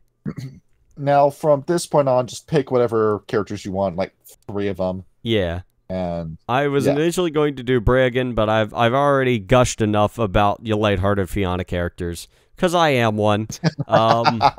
So instead, I wanted to talk about the eccentric Code Red. He is a Glasswalker who represents his tribe, and also some of the Bonars, because the Bonars aren't actually represented in the council. They aren't allowed in the council, and it's been like a sort of co-effort by the Get Ephemeris and the Shadowlords to keep the Bonars out of the fight, despite the fact that they would be incredibly useful in a territory like this. Even though they're more accustomed to living in the cities, having some hillfolk Bonars around here would be incredibly useful. But the one representing them is a Glasswalker, matter of fact. He's a very mysterious guy, what the book refers to as Kabuku, or Kabuko. Kabukuo. Yeah, Kabukuo. He is both Brazilian and Portuguese ancestry. Some believe he's from Rio, but nobody really knows much about him. And while he is an exemplary Glasswalker, most of the other council really doesn't like him. Mostly because he has been very, very successful in using Pentex's own weapons against them, and he provides some of the best weapons that the Garrow have in their fight. Most of Kured's Glasswalkers have been able to turn, like I said, they've been awakening the spirits within the machines themselves in order to make their own equipment rebel. Golgo actually values his advice, even though the rest of the Ephemeris don't like him. He is a rank 4 Ragabash. But Golgo, as a military leader, is very good at taking the advice of people who he otherwise would disagree with. And while Code Red is, very wild and eccentric, there's a whole lot of information about him.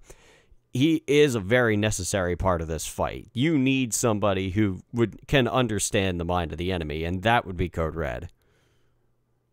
He's named after the best tasting flavor of Mountain Dew. I am a staunch voltage enjoyer myself, but, I like this guy because it goes to show you need to lean on the Glasswalkers. We've been telling you this for ages. We've got the money, we've got the equipment, just let us lead the nation. There it is, I said the quiet part out loud. Just give us power. Yeah, and then you immediately get droned. No. So after this, there's a couple of other ones. One I wanted to talk about. This guy is he's one of the leaders of the North Ward. His name, and he is a pack leader. His name is Sherik Drast. He is a Shadowlord Hamid Philodox, part of the Judges of Doom. This guy is as a Judge of Doom. That's how I know this is good. Yeah, this guy lays down the fucking law. He has a driving goal. He needs to purify the world as his main merit / flaw. Not a whole lot of honor.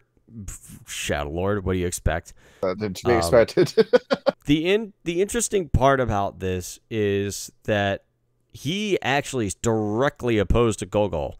He wants to push the agenda to put the Shadow Lords in charge of the fight, despite the fact that Gogol, as we've talked about, is an unrequited badass, and he hates the children of Gaia too. So he hates both. He hates both Faithful and Gogol. He's just a hater. Yeah, he is. Quite literally, Sheridrast is the epitome of, they say it costs nothing to be nice, as if being a hater ain't free too. He grew up in, he's actually of English and Turkish descent. He grew up in the slums of London. He hated his, mixed heritage. The children made fun of him. And he had, like, a high school bully, Elmo Hubble, got into a lot of fights, and is just an irrationally angry gentleman overall. But when he had his first change, he was thrilled that he now had an avenue to use his anger. He killed Elmo Hubble in front of his parents. And then the Shadow Lords basically caught him and taught him a lesson in obedience. They beat the shit out of him for what he did, for breaching the veil like he had. But after he learned of his Shadow Lord pedigree, he has 2 points in pure breed. He is full-blooded Shadow Lord. And, he fit very well into their hierarchy. As he continued on, the Judges of Doom came to him, and they were very impressed with how he handled himself with the discipline of the Shadow Lords. And he went through a very rigorous initiation, but, was soon a member of the Judges of Doom. Very few in the Amazon know he is a part of it, and he keeps it quiet since the judges have such a bad reputation among the Garrow. He currently leads a pack of Shadow Lords that they call the Gaunt Dogs. He basically drill sergeants them. He is Gunnery Sergeant Hartman. If Gogol is Arnold Schwarzenegger, he is Lee Ermey. He's Steven Seagal. Yes. I mean, he does kind of look like Steven Seagal in the picture. He thinks he's cool, he's not. The Shadow Lord should be in charge. Shadow Lord should be in charge. It's all bollocks, all of it. I'm going to say, if they do get Gogol to narrate the book, whoever played Marcus Phoenix in Gears of War should voice him. Ah, that would be a good decision. That would be a good fit for him, wouldn't it? Get Steve Blum, I still got the gravel in his voice. Definitely. I mean, you could probably get away with Mark Strong doing it, too. I've got my fingers crossed as to who the 5th character is going to be. Well, there were 2 of them that I wanted to talk about. I guess I can briefly glance over one of them, because he's not like the most... He's pretty crazy, and I really like him for that. But he's not one of the more interesting ones. Roshan One Arm, who is a Silver Fang Ragabash. Was that the one? You know something's good when Silver Fang comes up. He's a Lupus Ragabash Silver Fang. Pure Beat 3, Allies 2. He knows a lot of the other packs in the Warg. But he also has one arm. Quite literally, he had his arm cut off in a fight, and then he preserved it and made it into a fetish weapon so he could beat the shit out of somebody with his severed arm. Quite literally, each of his pack member has a severed arm tattooed on their chest to show their membership. Most people think he's absolutely fucking nuts. He's originally from Napa, California. But quite literally, everyone in his pack just plays along because it's so good at intimidating people. It's really funny. You don't want to mess with a guy that's crazy. Like one of the best things you can do in a fight off the street is convince a guy that you're mental and nobody wants to mess with you. Nobody wants to mess with a guy that's that unpredictable. He's quite literally a guy who, like, if you try to square up with him, he'll pull his pants down and start singing "Mary Had a Little Lamb" while putting up his fists. He's that kind of fighter. That's looking at this. The last one I wanted to talk to, please. I wanted to talk about a stargazer of all things. Damn it! What are you mad about? was looking at Loba Farai. I thought we were going to talk about her. Hang on, give me one sec. Yeah. Where the hell is she? What? Oh, yeah, she was one of the freebooter. Oh, yeah. Oh, Joba Farai? I don't know. I mean, like, I had looked at her, and she's just kind of like, you know. No, we're saying her name on it's Ioba. That's her name. Oh, it's an I, not a J. Okay. Yeah. Okay. Yeah. So basically, just a little bit of quick background about her.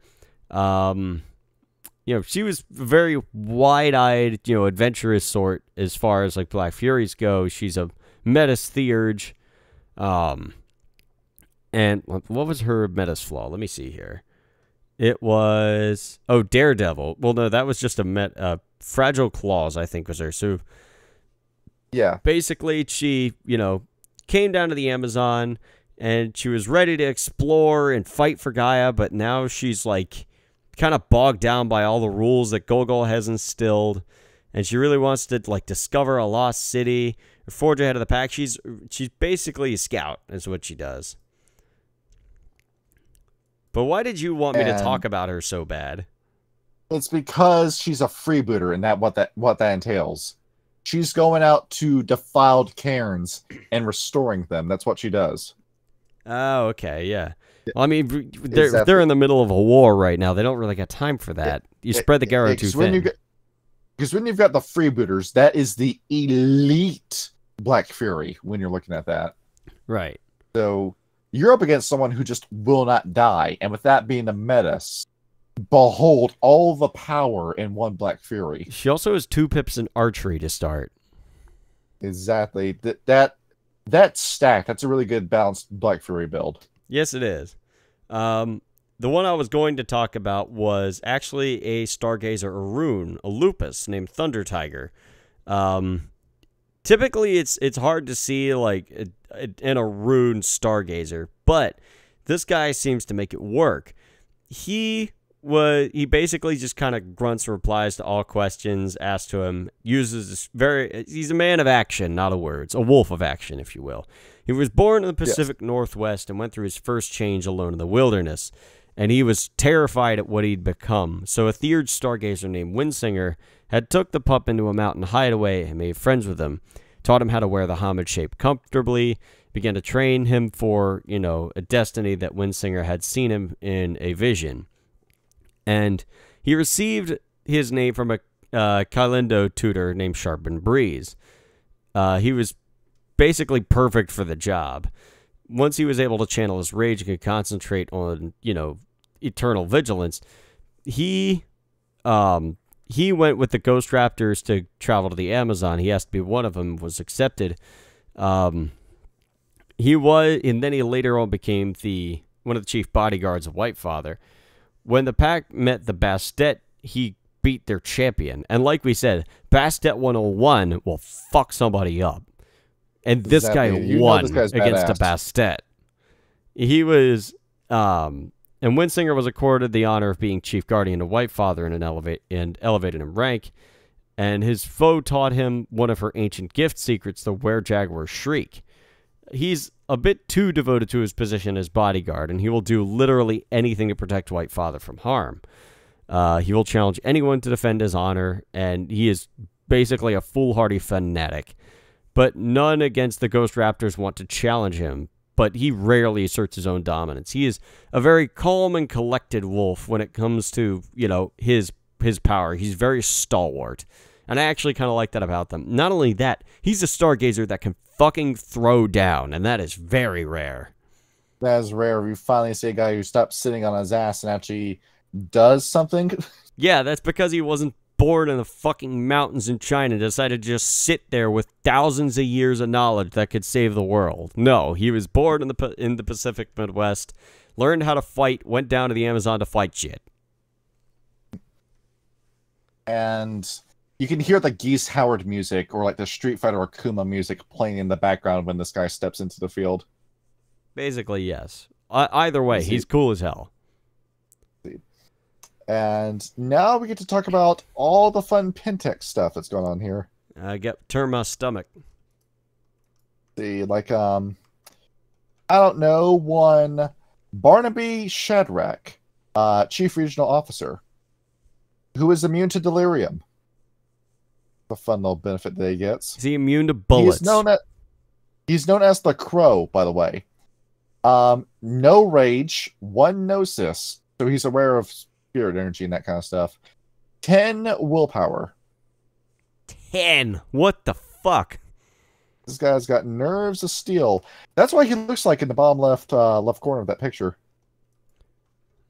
You know who he reminds me of? He reminds me of Stillwater from the Boys comic. I mean, I don't think I've never read the Boys comic, but like I get where you're coming from. This is the guy who's looking at Homelander right in the eye and saying, "You don't scare me." Oh yeah, that would be the man. Yeah, you were saying something, Ryan? I haven't read the comic, but I get where you're coming from. Yeah, exactly. They have Giancarlo playing the guy now. At least I think that's his name. Oh no, I forgot the name of the actor. He played Gus in Breaking Bad. Oh, okay, yeah. Yeah. And Joseph Sheldon was your typical Wall Street raider. Guy was a financier until he decided he wanted to take a job with Indron Oil, and then did the job so well they said, "Hey, you want to go and ruin the Amazon rainforest?" And Barnaby said, "Oh, if it secures my pension, if I get a 401k, if I get the company car, if I get the company helicopter, as long as I just stay successful, fine, I'll do whatever you say." He's completely complicit in the travesty and destruction of the Amazon rainforest, and he just doesn't care. He's just pretty much our corporate puppet. But at the same time, he's got some sort of stones. He's willingly chosen allegiance with Pentax, and that whole humans will sell their souls to the devil for power, that's what he's done. Yes. Even though he isn't a Fomori, you can bet this guy's got 1 or 2 Banes floating around in his brain.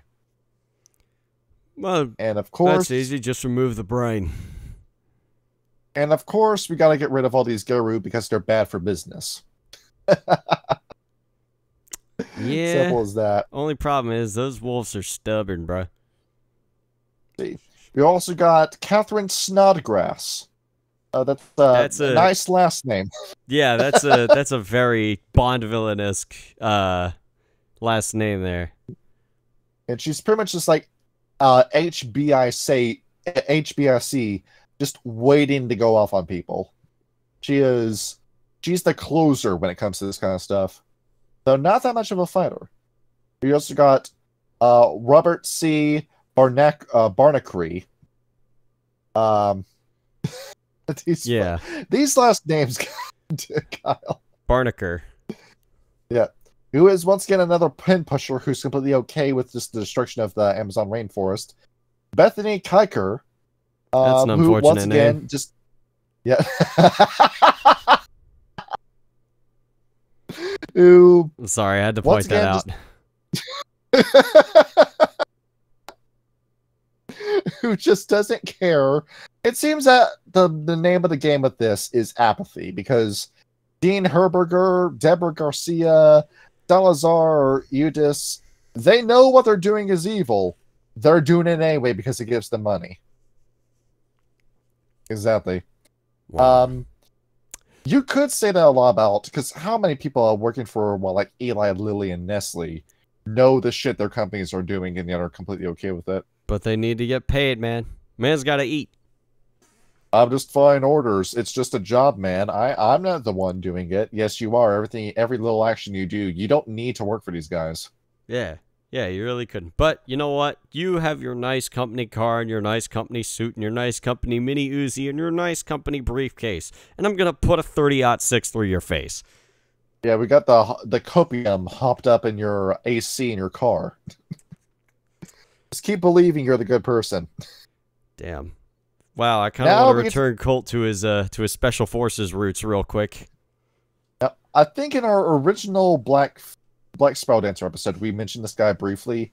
One, Elap Yewell, also known as Mrs. Revelry. What's up? For fuck's sake, Black Spiral Dancers are so hard to name.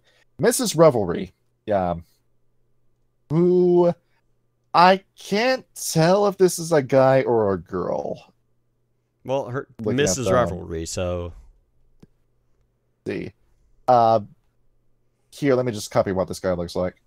Yep. So this is the dude.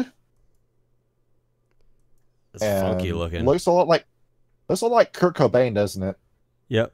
Well, Mrs. Revelry, so I assume, you know. But Oh wait, he no, goes- it he uses. the That's weird. he, Okay. him. Yeah. Huh. Dude.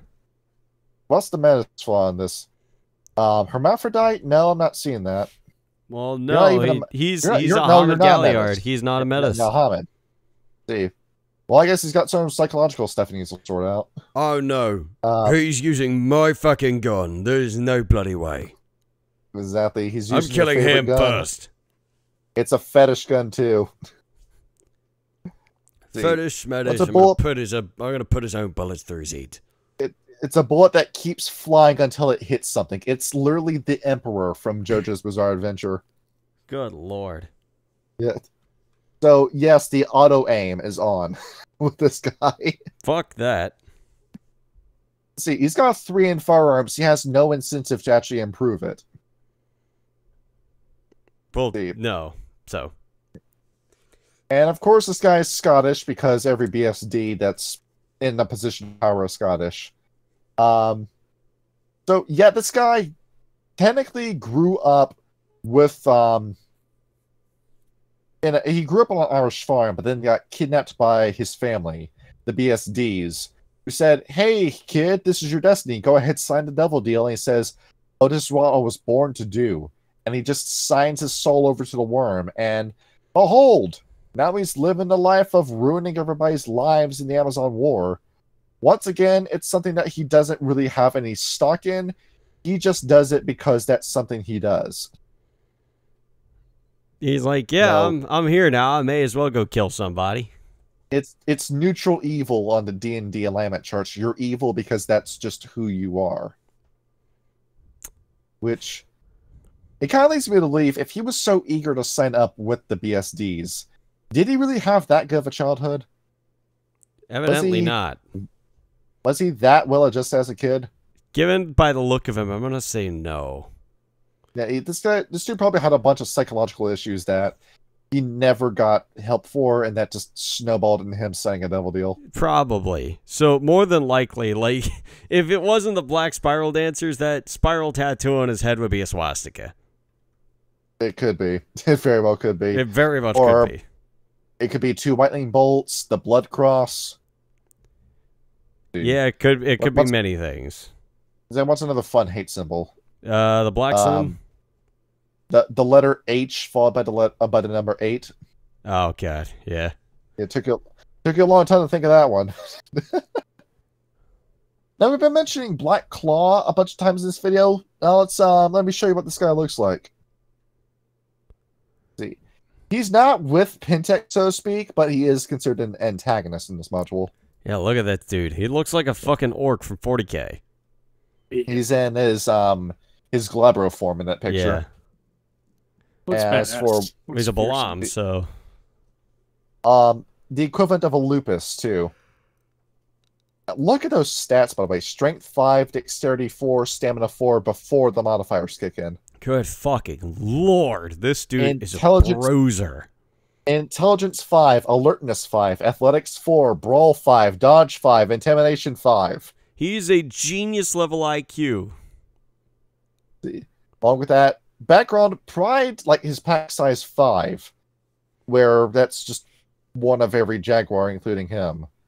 Along with his Dim Realm. And looking at those gifts, too.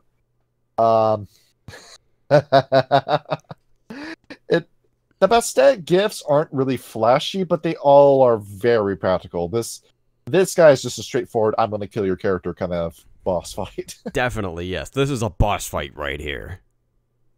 Exactly. His whole thing, angry as hell all the time. That's his character. Yeah, well, he's a Balam, so He used to be respected, and now he's not, and now he's going to bury you for it. That's his character. yeah. And his connections is that he hates Gogol. He shouldn't be the hero. Black Claw should be the hero, and that's your antagonist relationship. You want to be the hero? Put your fucking money where your mouth is and go kill something. We also got Song of Younger Days, where I think this guy has a picture. Yeah, he does. He does. He's a trouble, too. Check this dude out. Now, is that a hat or is that hair? I think that is a hat. I think so, too. Yep. Kind of looked like a beanie to me at first, and I thought, no, there's no way that can be right. Yeah, he does look kind of neat, though. Now, in comparison between the two, this dude's chilled out. I mean, you can kind of tell from his face. Oh, yeah. And technically not as dangerous as Black Claw, but he can still lay you flat. I mean, after all, this is a Macaulay. Yep. And... Oh, wait, they got electric eels. Yeah, the electric eels. This guy can just pull them out of the lake and shock you with them. That's funny as shit. And he's looking around and he's saying... He's more like a guy who's looking around and saying, why is this my life? Why does the Amazon have to suck because of all these apes that are coming in, ruining my life? And he's just going out into warfare, and he just wants to get this war done. He just wants to get this over with. I mean, I agree. It doesn't matter if it's Hamid, it doesn't matter if it's Geru, it doesn't matter if it's human, Fomori, whatever, just get off my property. I'm sick of dealing with you. Pretty fun. Now this is also the book that's got Samuel Haight in it. And this is the dumbest idea I have ever seen in World of Darkness. You tried your hardest to mix all the splats together. Instead, you got what is the silliest combination of splats I have ever seen. This is a child of Gaia who drank vampire blood, got some vampire powers off of that, learned mage magic, and then died, became like a skin dancer, which is why he named his pack after. Then died again, then died and went to Stygia, became a wraith, and then got caught by the forces of Stygia, where he got turned into an ashtray. And that's the story. What the hell?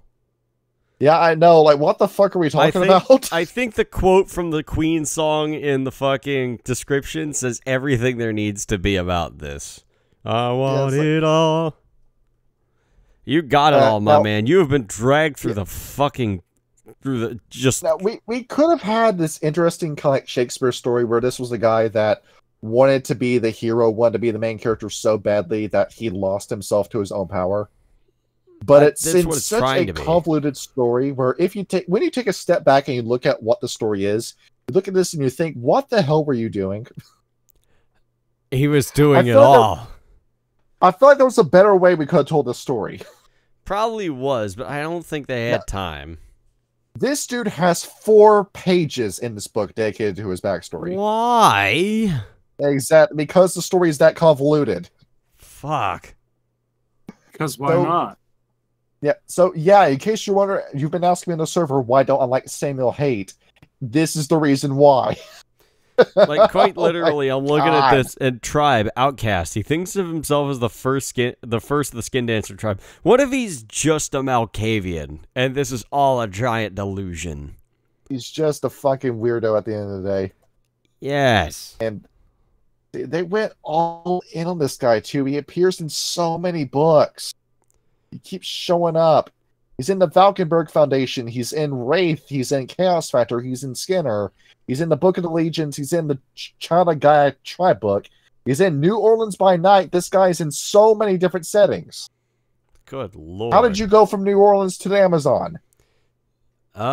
Same way that the one-armed Silverfang got from fucking Portland, Oregon. Or no, from Napa, California.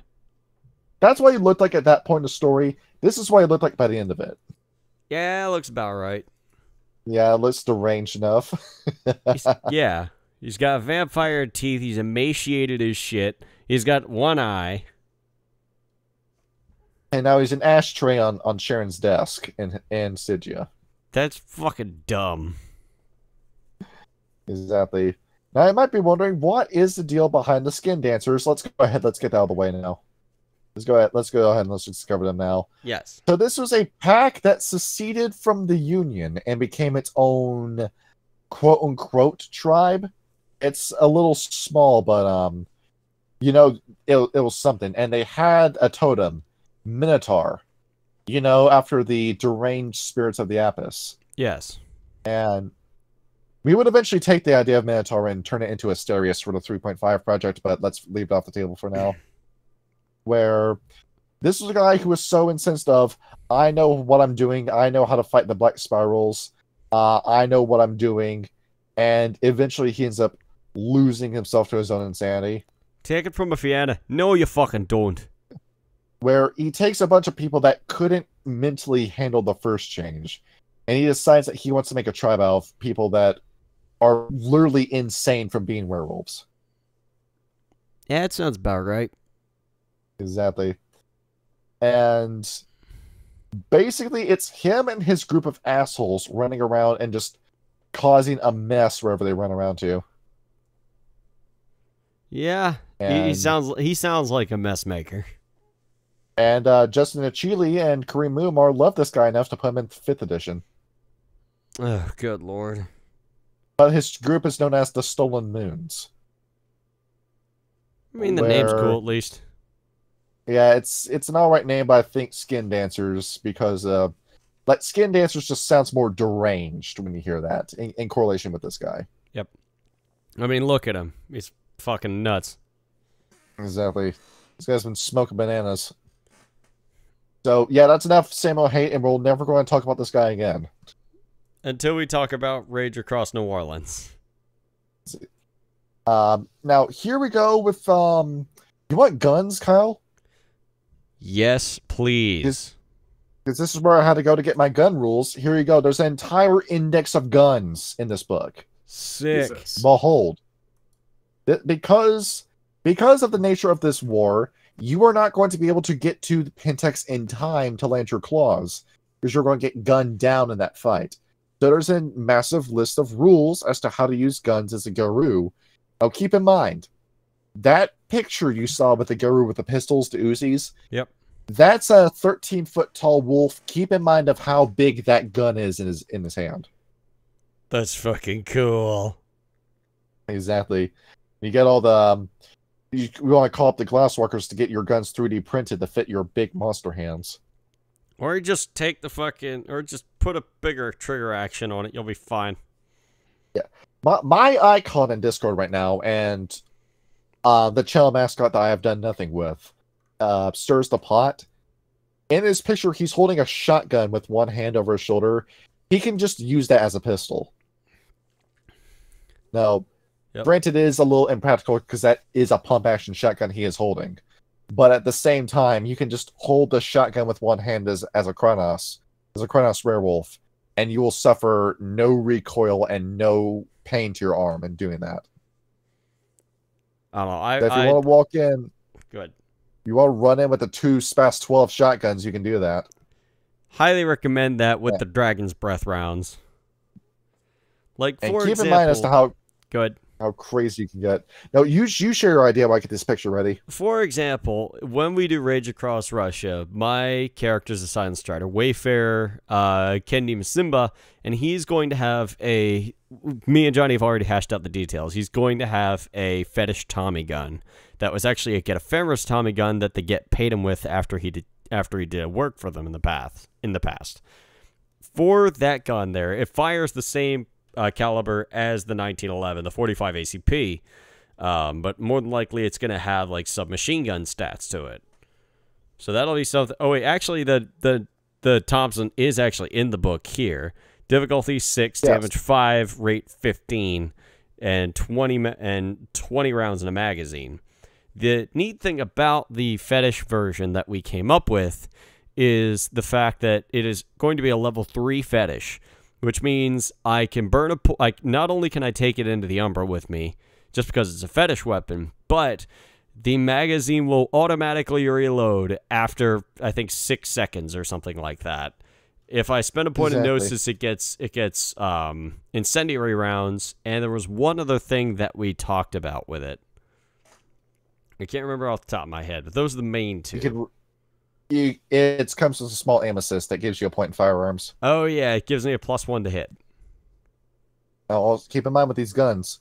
Kyle, what kind of gun did I just post into the Discord server? That is a tri-barrel minigun from Doom Eternal. Exactly. You can have those kinds of guns in this game. I want one. Keep in mind your cross form. You can carry on these guns. There it is. The meme has been complete. There we go. We've done the meme. There it is. It's right there. Lovely big Thank you, guns Ryan. equals lovely dead Banes. That's what I'm here for. Post that in the server. Yes, post it in the server. In a channel server. Now, the other fun thing with having all these weapons, well, how about artillery? We've got you covered. You want to fight with just picking up a mortar and throwing it at somebody, you can do that. I mean, that's how they did it in the end of Saving Private Ryan. There you go. You see that artillery chart? A small mortar deals 12 aggravated damage. A large mortar, 24. Yeah, I think it's best said where bullets are very personal, whereas grenades are to whom it may concern. Meanwhile, a mortar is reply to all. Right? Exactly. You can send these against Thunderworms in the Umbra, dude. Oh, hell yeah. Exactly. So behold all the guns you can ask for. I remember like an argument I had. Oh, this is another story about Rage Across the Internet, but yeah, an argument I had with Porter was about Geru using guns, and it wasn't just me and him. There was like other people on the server that were supporting different sides. But dog, the guns are this huge in a setting like this that's based off of like Vietnam War movies and 80s action movies. This is awesome. This is awesome. But Yes. fuck you if you tell me otherwise. But no, it's completely unrealistic. Look, it's a tool of the worm, and the Garo shouldn't be using it. Fuck you, it's cool. I'm putting it in my game. It's cool. Do it anyway. Ryan and I have already been talking about weapons that his character is going to have. And late in the game, Cleft is going to be a fucking force. And I am excited to see him play it. He's going to go from Joe Dirt to Charles Bronson. I can't wait. We're going to get his haircut I'm first. so excited. I Gotta can't get wait his for you haircut to first. To get what? find out the names. Oh yeah, you're gonna fucking Enz is gonna want to kill him. It's gonna be great. You want to see you want to tell me that you should get any respect? All right, prove me wrong. Prove that you're not a piece of shit. Oh no, he's going to. Just give him time. I mean, to be fair, Enz is a piece of shit. He doesn't have to prove anything to her. Exactly. Went out and decided I want to make the worst hero possible.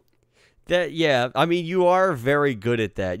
We've discussed this multiple times in the past when you talk about like building characters. I'm also looking at the aircraft chart down here on this page. Oh, this means you can actually like fly in a helicopter with a minigun while listening to Credence. I'm also thinking about airdrops. There's a scene in Tekken 7 where they introduced Falcom Rom, and he's deployed from a helicopter that shoots out this iron slab like it's a missile, and it lands in the ground, and he's in it, and he comes out of the cuffs on the slab and then just hops right into the middle of a battle. That's kind of awesome. Just, it's like an ODST drop pod. Yeah, just airdrop the Geru into the compound. I don't know, This is fucking fantastic. helicopters against that giant Pentex thing. That would be the fucking penultimate stage of the campaign. Would be raiding that compound, which is like a full-on Vietnam style, just absolute shit show of a battle. I would be so excited to do that. There was a moment in the New York live play we were thinking about with Reynard where it was this plan that involved him, like the context was in the Nostrum fight at the start, where he was riding the back of a Thundercrow. He steps sideways out of the Umbra at the right time to land on a moving by jet fighter, where he just jumps into the cockpit and then takes over the jet from within. That would be fucking sick. I mean, it's Exactly. even still like a lot of my game by comparison to this is it's going to be like pretty tame, very like much more of a thriller than it is an action game. This is a fucking action game right here. This is get your friends, turn on some Jimi Hendrix, and go kill shit in the jungle. Now the only question is who's going to run this first, me or you? I don't know, and quite honestly, I don't care, because as long as one of us get to play it, I will be so happy, because I'm geeking about this. This is awesome. You could do. What? You could run 2 games, and just one of you runs one game with a party, and then the other one runs another game with the party, and just have them interact with each other. Yeah. No. Like have 2 separate sets of Garrow, 2 separate packs of Garrow in the same setting at the same time. No, hold on. Let me one up you on that. 1 pack of Garu, 1 pack of Farah. That'd be sick. Yeah. There we go. Yep. I love that. That's cool. In cases where like they all come together, so say like they're planning the same attack on the same, say the laboratories. Yeah, play 2 characters at once. That'll be a little bit difficult, but I think it'd be fucking awesome. Mm-hmm. And that's a job for a far more experienced DM. We've got to get through Appalachia, Russia, Miami, and Bulgaria first. Are you doing Bulgaria is that like Dark Ages? Yes. Okay. I guess Constantinople by night would be an easier one to remember, but yeah. Constantinople by night would probably be fun. Is this like during Justinian's rule or by Basil II? Basil II, right at the end of his rule. Oh, okay, cool. So like after he blinded an army. Yes. Medieval history, dude, is fun. It is. It's fucked up. Let's see. And there's one more thing we could talk about. Now, we've spent a lot of time talking about Werewolf the Apocalypse with this book, but how can we fit other spots into it? Bravo 6 going dark. Vampire, right? How can we get the vampires involved? I mean, to be fair, there's probably a lot of vampires that are the Gangrel are an obvious choice for that because what? Sabbat. Why the Sabbat? The Sabbat. The Sabbat. South America, the entirety of South America is Sabbat territory. Because it's all Catholic. Exactly. Thanks to the Spanish conquistadors, they paved the way for the Sabbat to come in. Because Los Sombra had a lot of skin in the game when it came to Spain. And now you've got the Sabbat all over South and Central America. So, you know who really loves just unleashing their powers with abandon? The Sabbat. Get them involved. Get them to make the mess. Hey, Sylvester. Get them I've heard you got a bit of a mace down there in Brazil. Need help with a former Special Forces operative that may or may not have been there? You don't say. Always use help. Now, that also begs the question, because there is a bunch of connections to Vampire in this setting. Because first of all, we have the Baali. Did they all go at the same time? But at the same time, the Tlasike, the bloodline of Setites who are jaguars instead of snakes. We never got an explanation as to how they got there. You could explore that with this game, as to how did Set's supposed children wind up here. Very curious indeed, right? Yes, indeed. Along with that, who is Pentax buying their weapons from? They of course can produce this stuff themselves, but who's to say that a Setite isn't selling them their guns? That's true as well. And you already know that I've got a bit of a vendetta against Setites in general, so. You also have some freaky monsters down here, too.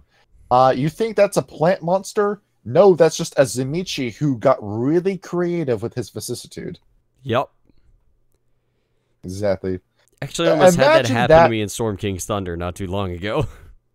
Yeah, imagine that. Like, a Zimichi who like modifies his body to look like the Jumanji plants. Oh, that scene always freaked me out as a kid. Yeah, the noise it makes too.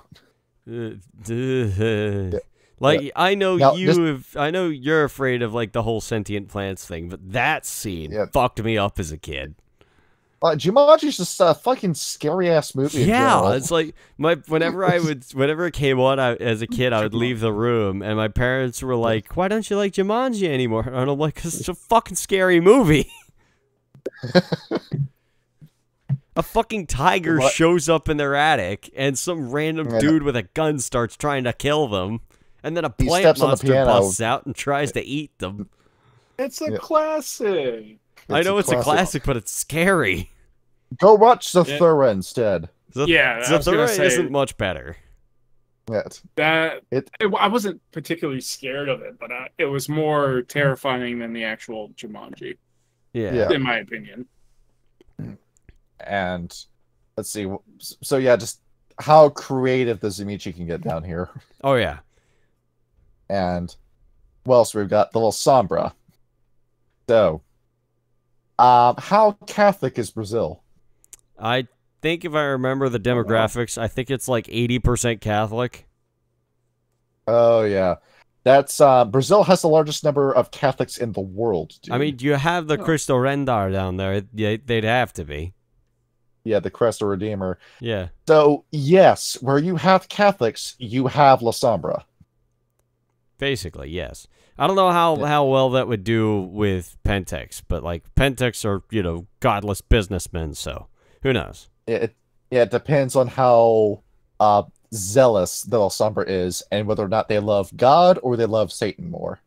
Yeah, that would be interesting. See, like, La Sombra doing a mission out to like remote tribes in the Amazon, run into the Garo, and they're like, they stumble across the war zone like, this is destruction of God's creation. This is terrible. Then he shoves his hands into the ground, uses up tenebration, and then drags 20 people into hell. You know what? I'm liking this game more and more the more we talk about it. I'm smiling like an idiot right now. This is so cool.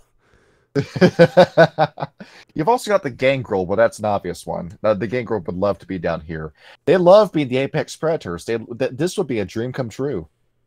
I better dig out my old jungle camo. The Malkavians, who would run over to the temples and immediately throw themselves on the altar, stake themselves in order to see a vision of God.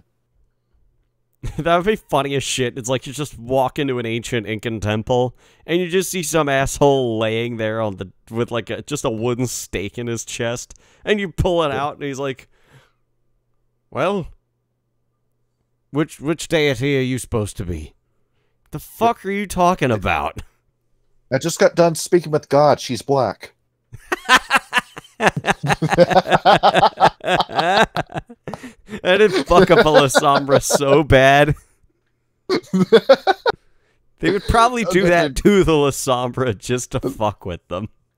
They cry into their pictures of white Jesus. Why, Jesus bless you, Robert. See, who else would be here? I want to say Tremere.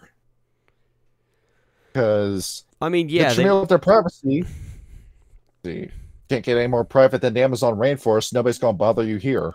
Well, yeah, but at the same time, like you've got Rio de Janeiro and you've got a bunch of other major cities down there along the coast where shit goes down, and that actually could be like another part of the joint campaign. While the Garo are fighting the active war in the rainforest, you have the vampire behind the scenes in the cities trying to work their way in to try and, stop the destruction from behind. That'd be kind of interesting, like two opposing factions working together.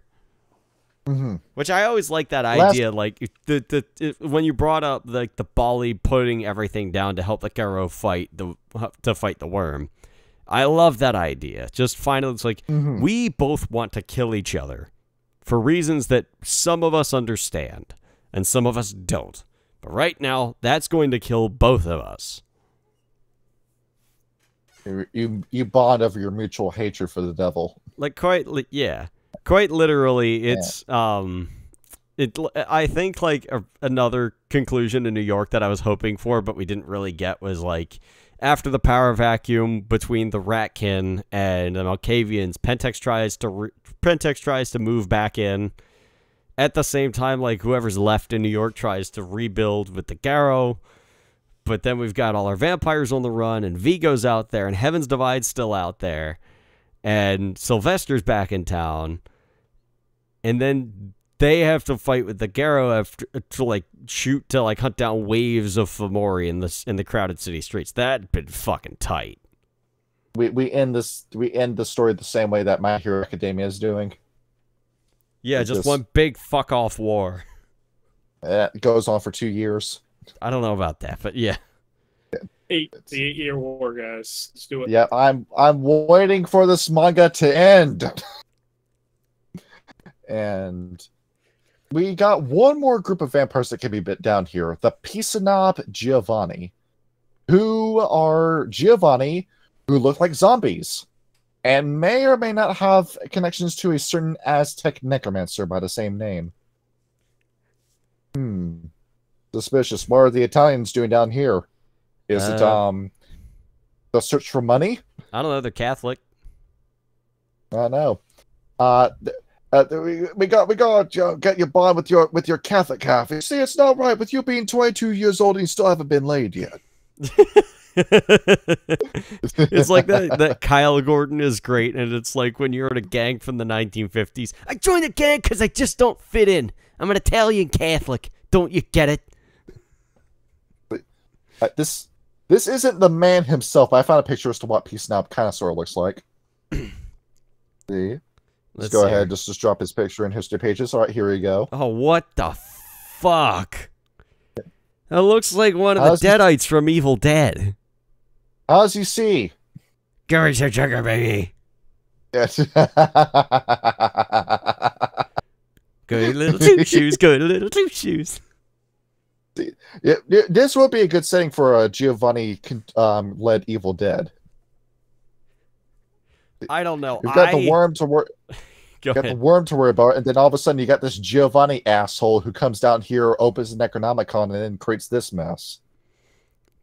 Dude, this campaign has so much potential to just be complete and utter fucking chaos.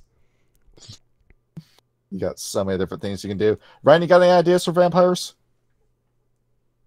No, not really. No, not even an Assamite. No, not really. You gotta call your Assamite friends. Great resistance. I need to brush up on my Portuguese, though. No, just become part of the war. It can't get any more messy. Yes. What a war needs is more warriors. That'll stop it. Next up, Mage the Ascension. Akashics, no. I don't see the Akashic Brotherhood having much of a reason to drop everything in Asia and go to fight a war in the Amazon. Yep. The Celestial Chorus. We talked about the religious demographics of Brazil in general. I think they would be there, but I don't know how active they would be. There would certainly be choristers down here, but yes. I think they'd be more interested in amassing followers than actually going out and fighting a holy war. They would be going out to perform at the what's the big soccer stadium they have down there where they host the FIFA World Cup? I know what you're talking about. I'm forgetting the name of the stadium. Yeah, I know the one. I just can't think of it. I don't know soccer. Yeah, soccer. See, I'm pulling this up. Maracana Stadium. Yeah, the Celestial Chorus would probably be there trying to perform to get followers.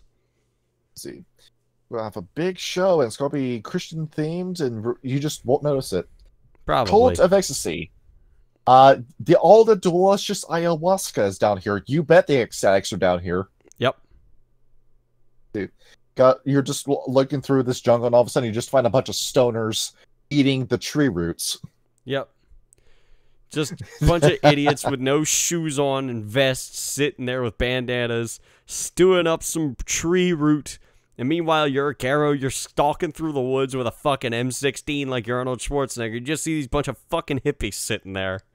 And they're like, see 23 people in a circle, and they say, Yeah, come sit down with us, brother.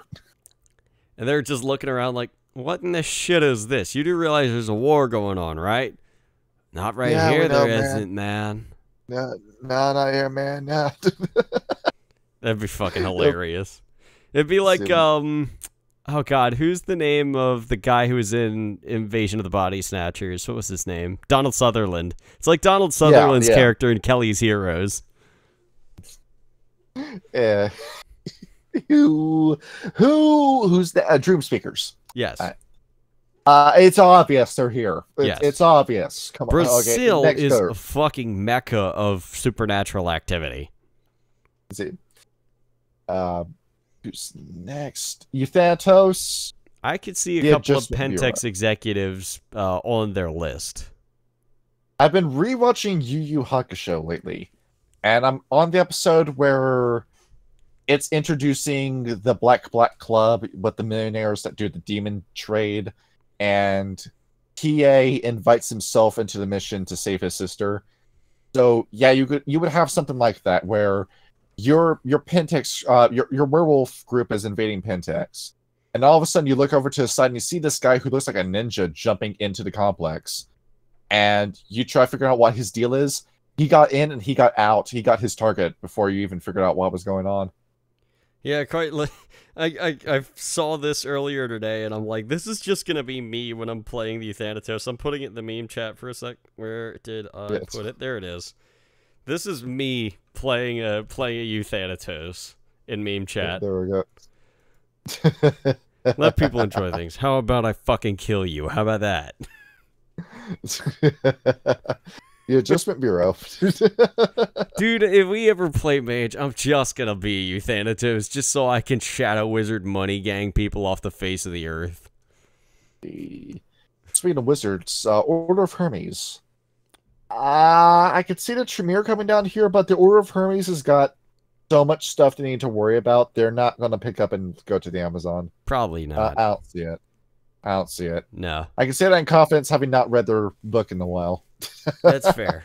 I mean, some of them might be like, yeah, there's got to be a more efficient way of, doing this without having to burn down the Amazon. Yeah. Try and get in to Pentex as a consultant and actually try and clean shit up. The Sons of Ether would be doing just that. Yeah, there you go. So they can then kick Pentex out and then take over their materials and then proceed to do a bunch of experiments for the name of science, for the sake of science, because they can get away with it. Basically. We're here for science. Motherfucker, you're still on our land. The Verbena. Given all the blood rituals that happen down here, you bet the Verbena would be involved. Oh yeah, definitely. They want the magic. They want to be able to cast that same magic.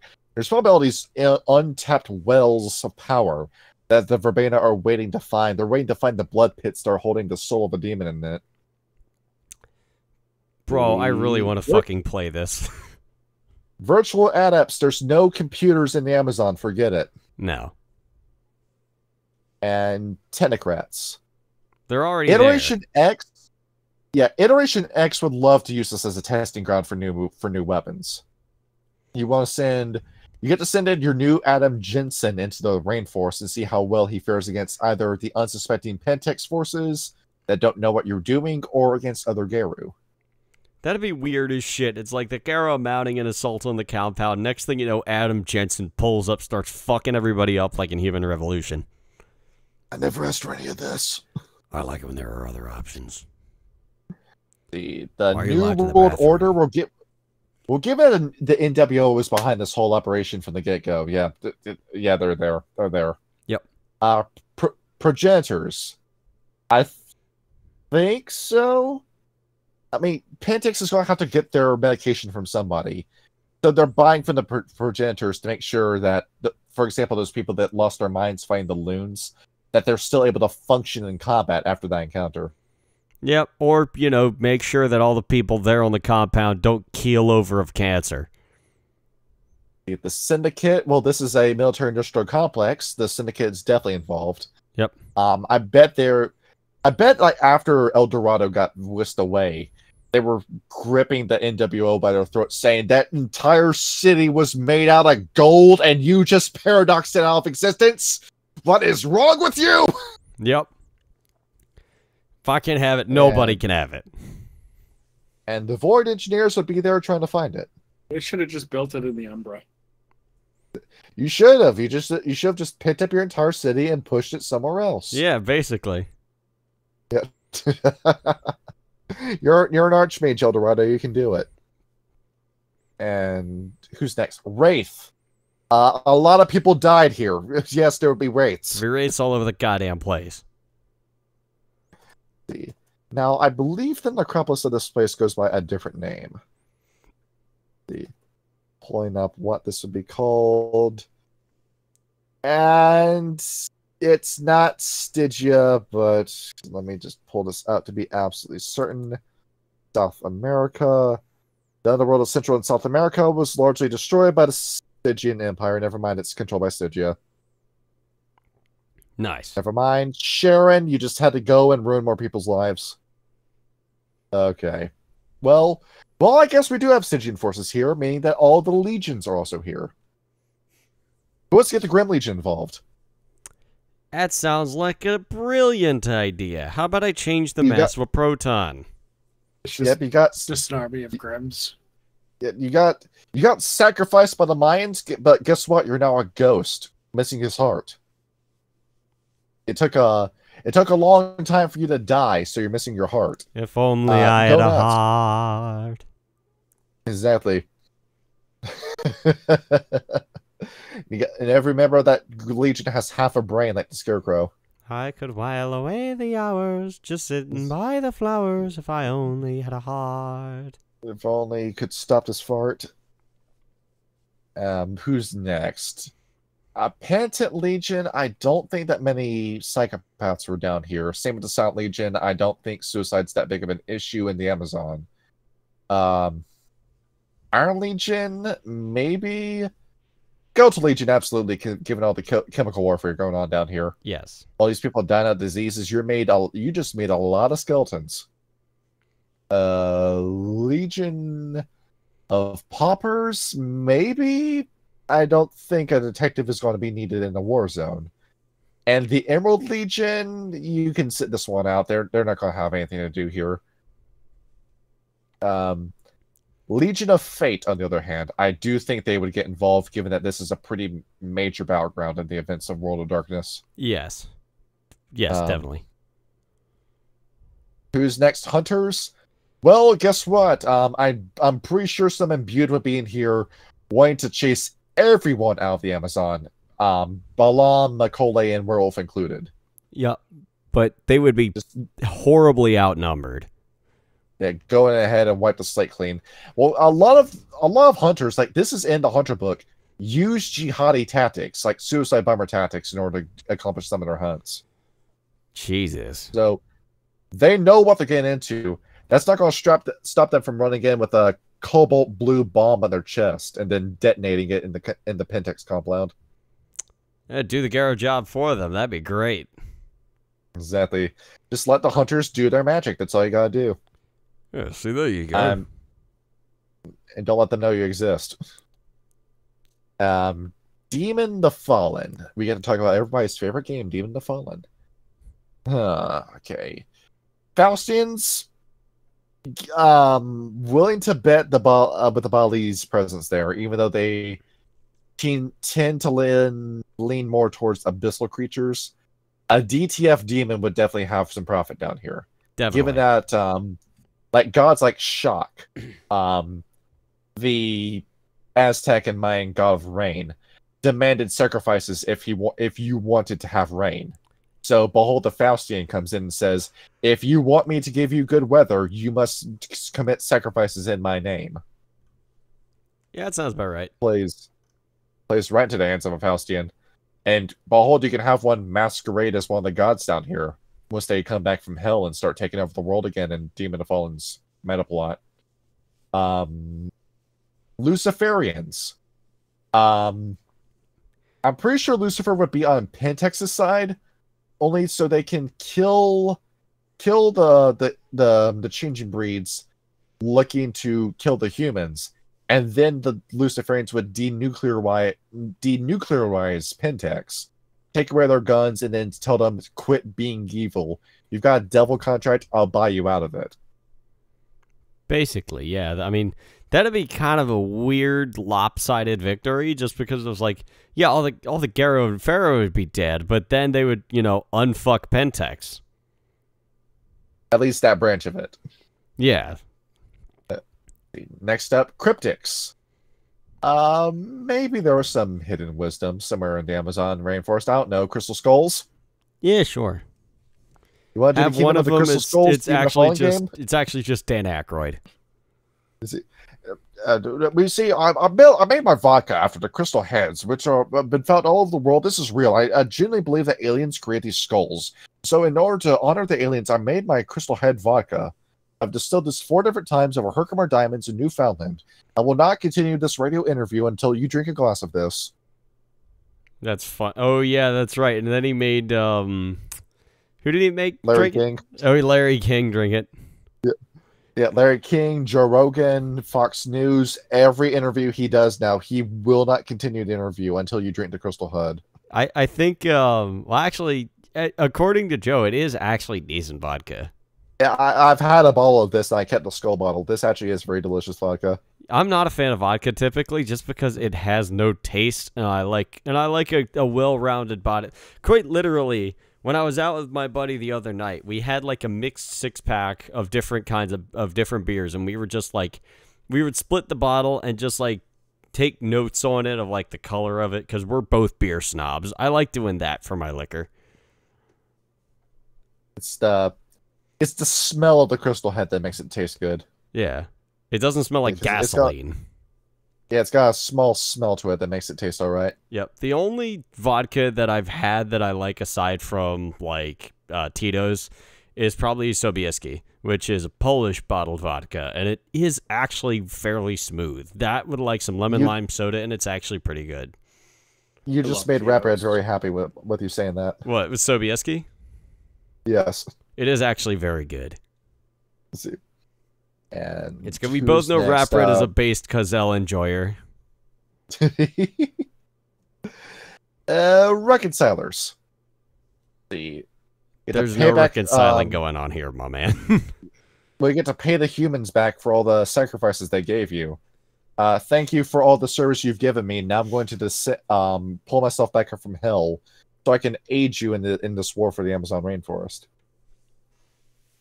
Now, keep in mind, that's going to be a sweep if a demon gets directly involved in a war like that. Oh, yeah, definitely. Let's see. You read the Watchmen comic, didn't you? I actually did not. I didn't read all that many comics growing up.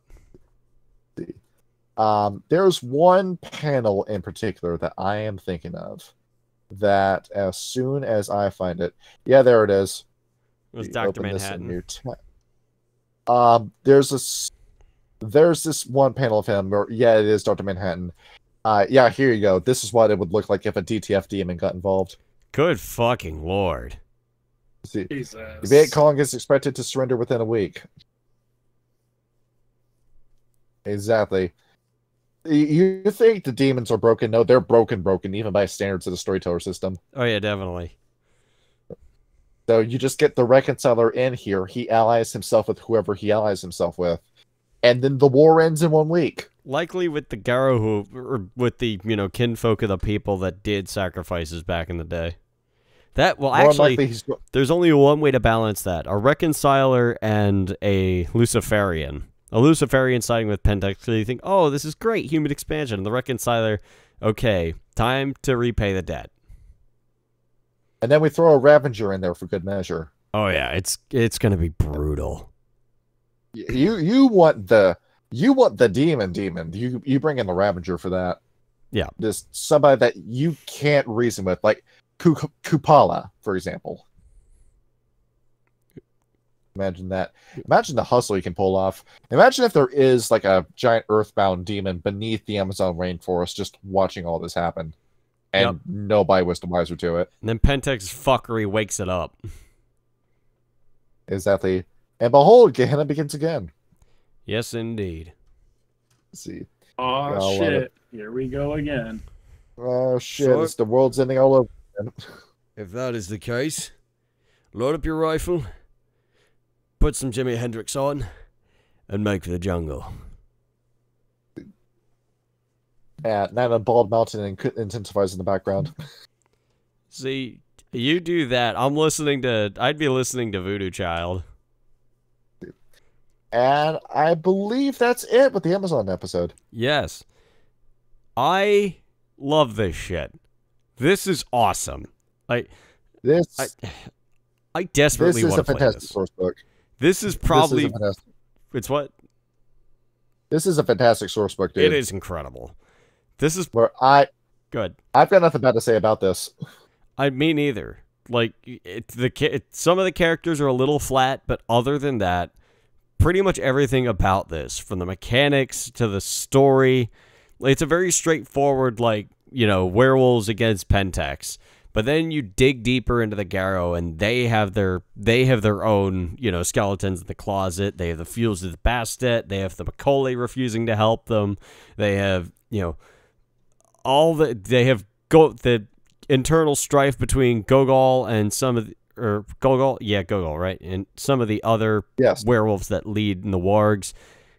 It's just such a well-rounded book. And if you want just like a pure balls-to-the-wall action game, play Rage Across the Amazon. There is only one source module that I think beats this, and that would be Rage Across Australia, in my own opinion.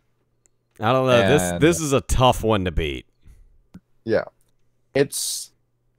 To kind of give you like an idea of what like Rage Across Australia, it's because of like the sheer like doomer energy that Rage Across Australia has. Yes. Because if you think the Amazon has it bad, Australia, well, it's already a miserable place to live today, but in the Umberscape, oh my god, how are you supposed to bounce back from that? But you aren't. We'll talk about Australia next month because we've got two other things we're going to talk about instead. Yes, indeed. You boys ready to learn how to play Hunter Reckoning? Oh. So, wait, does this mean I'll have to come out of retirement again? You're not imbued. You lost your chance to become imbued. Oh, yeah, that's right. Darius didn't. Yep. Yeah, so that's our next episode. We are going to talk about Hunter the Reckoning and how to play that. Oh, yes, boy. Indeed. We are going to learn. We get to talk about the Chosen of God. God. Yes. Because today, Meatwad, is the first day of eternity. Because I just found out that I'm fucking immortal. Well, congratulations. That's a big deal. Kristen, am I immortal? I certainly hope not. So, what we're talking about, they have subtitles at the bottom of the screen. They can't understand a thing this guy's saying. We need a food. Anyway, play Rage Across the Amazon. Shit's fun. Exactly. All right. Get a game of this going already. Yes, indeed. Good night, everybody. You got any wisdom, Ryan? Who is wisdom? Ryan's wisdom. What is it? What? Oh, Ryan's wisdom. Don't. Pee with the toilet seat down. No, I think we should just leave it. Just don't. Yeah, just leave it at don't. Okay. Yeah. Don't, and then play this game. Just don't. Yeah. just don't, but play this game. Yes, absolutely play the game. All right. Good night, everybody. You know what we're talking about. GN.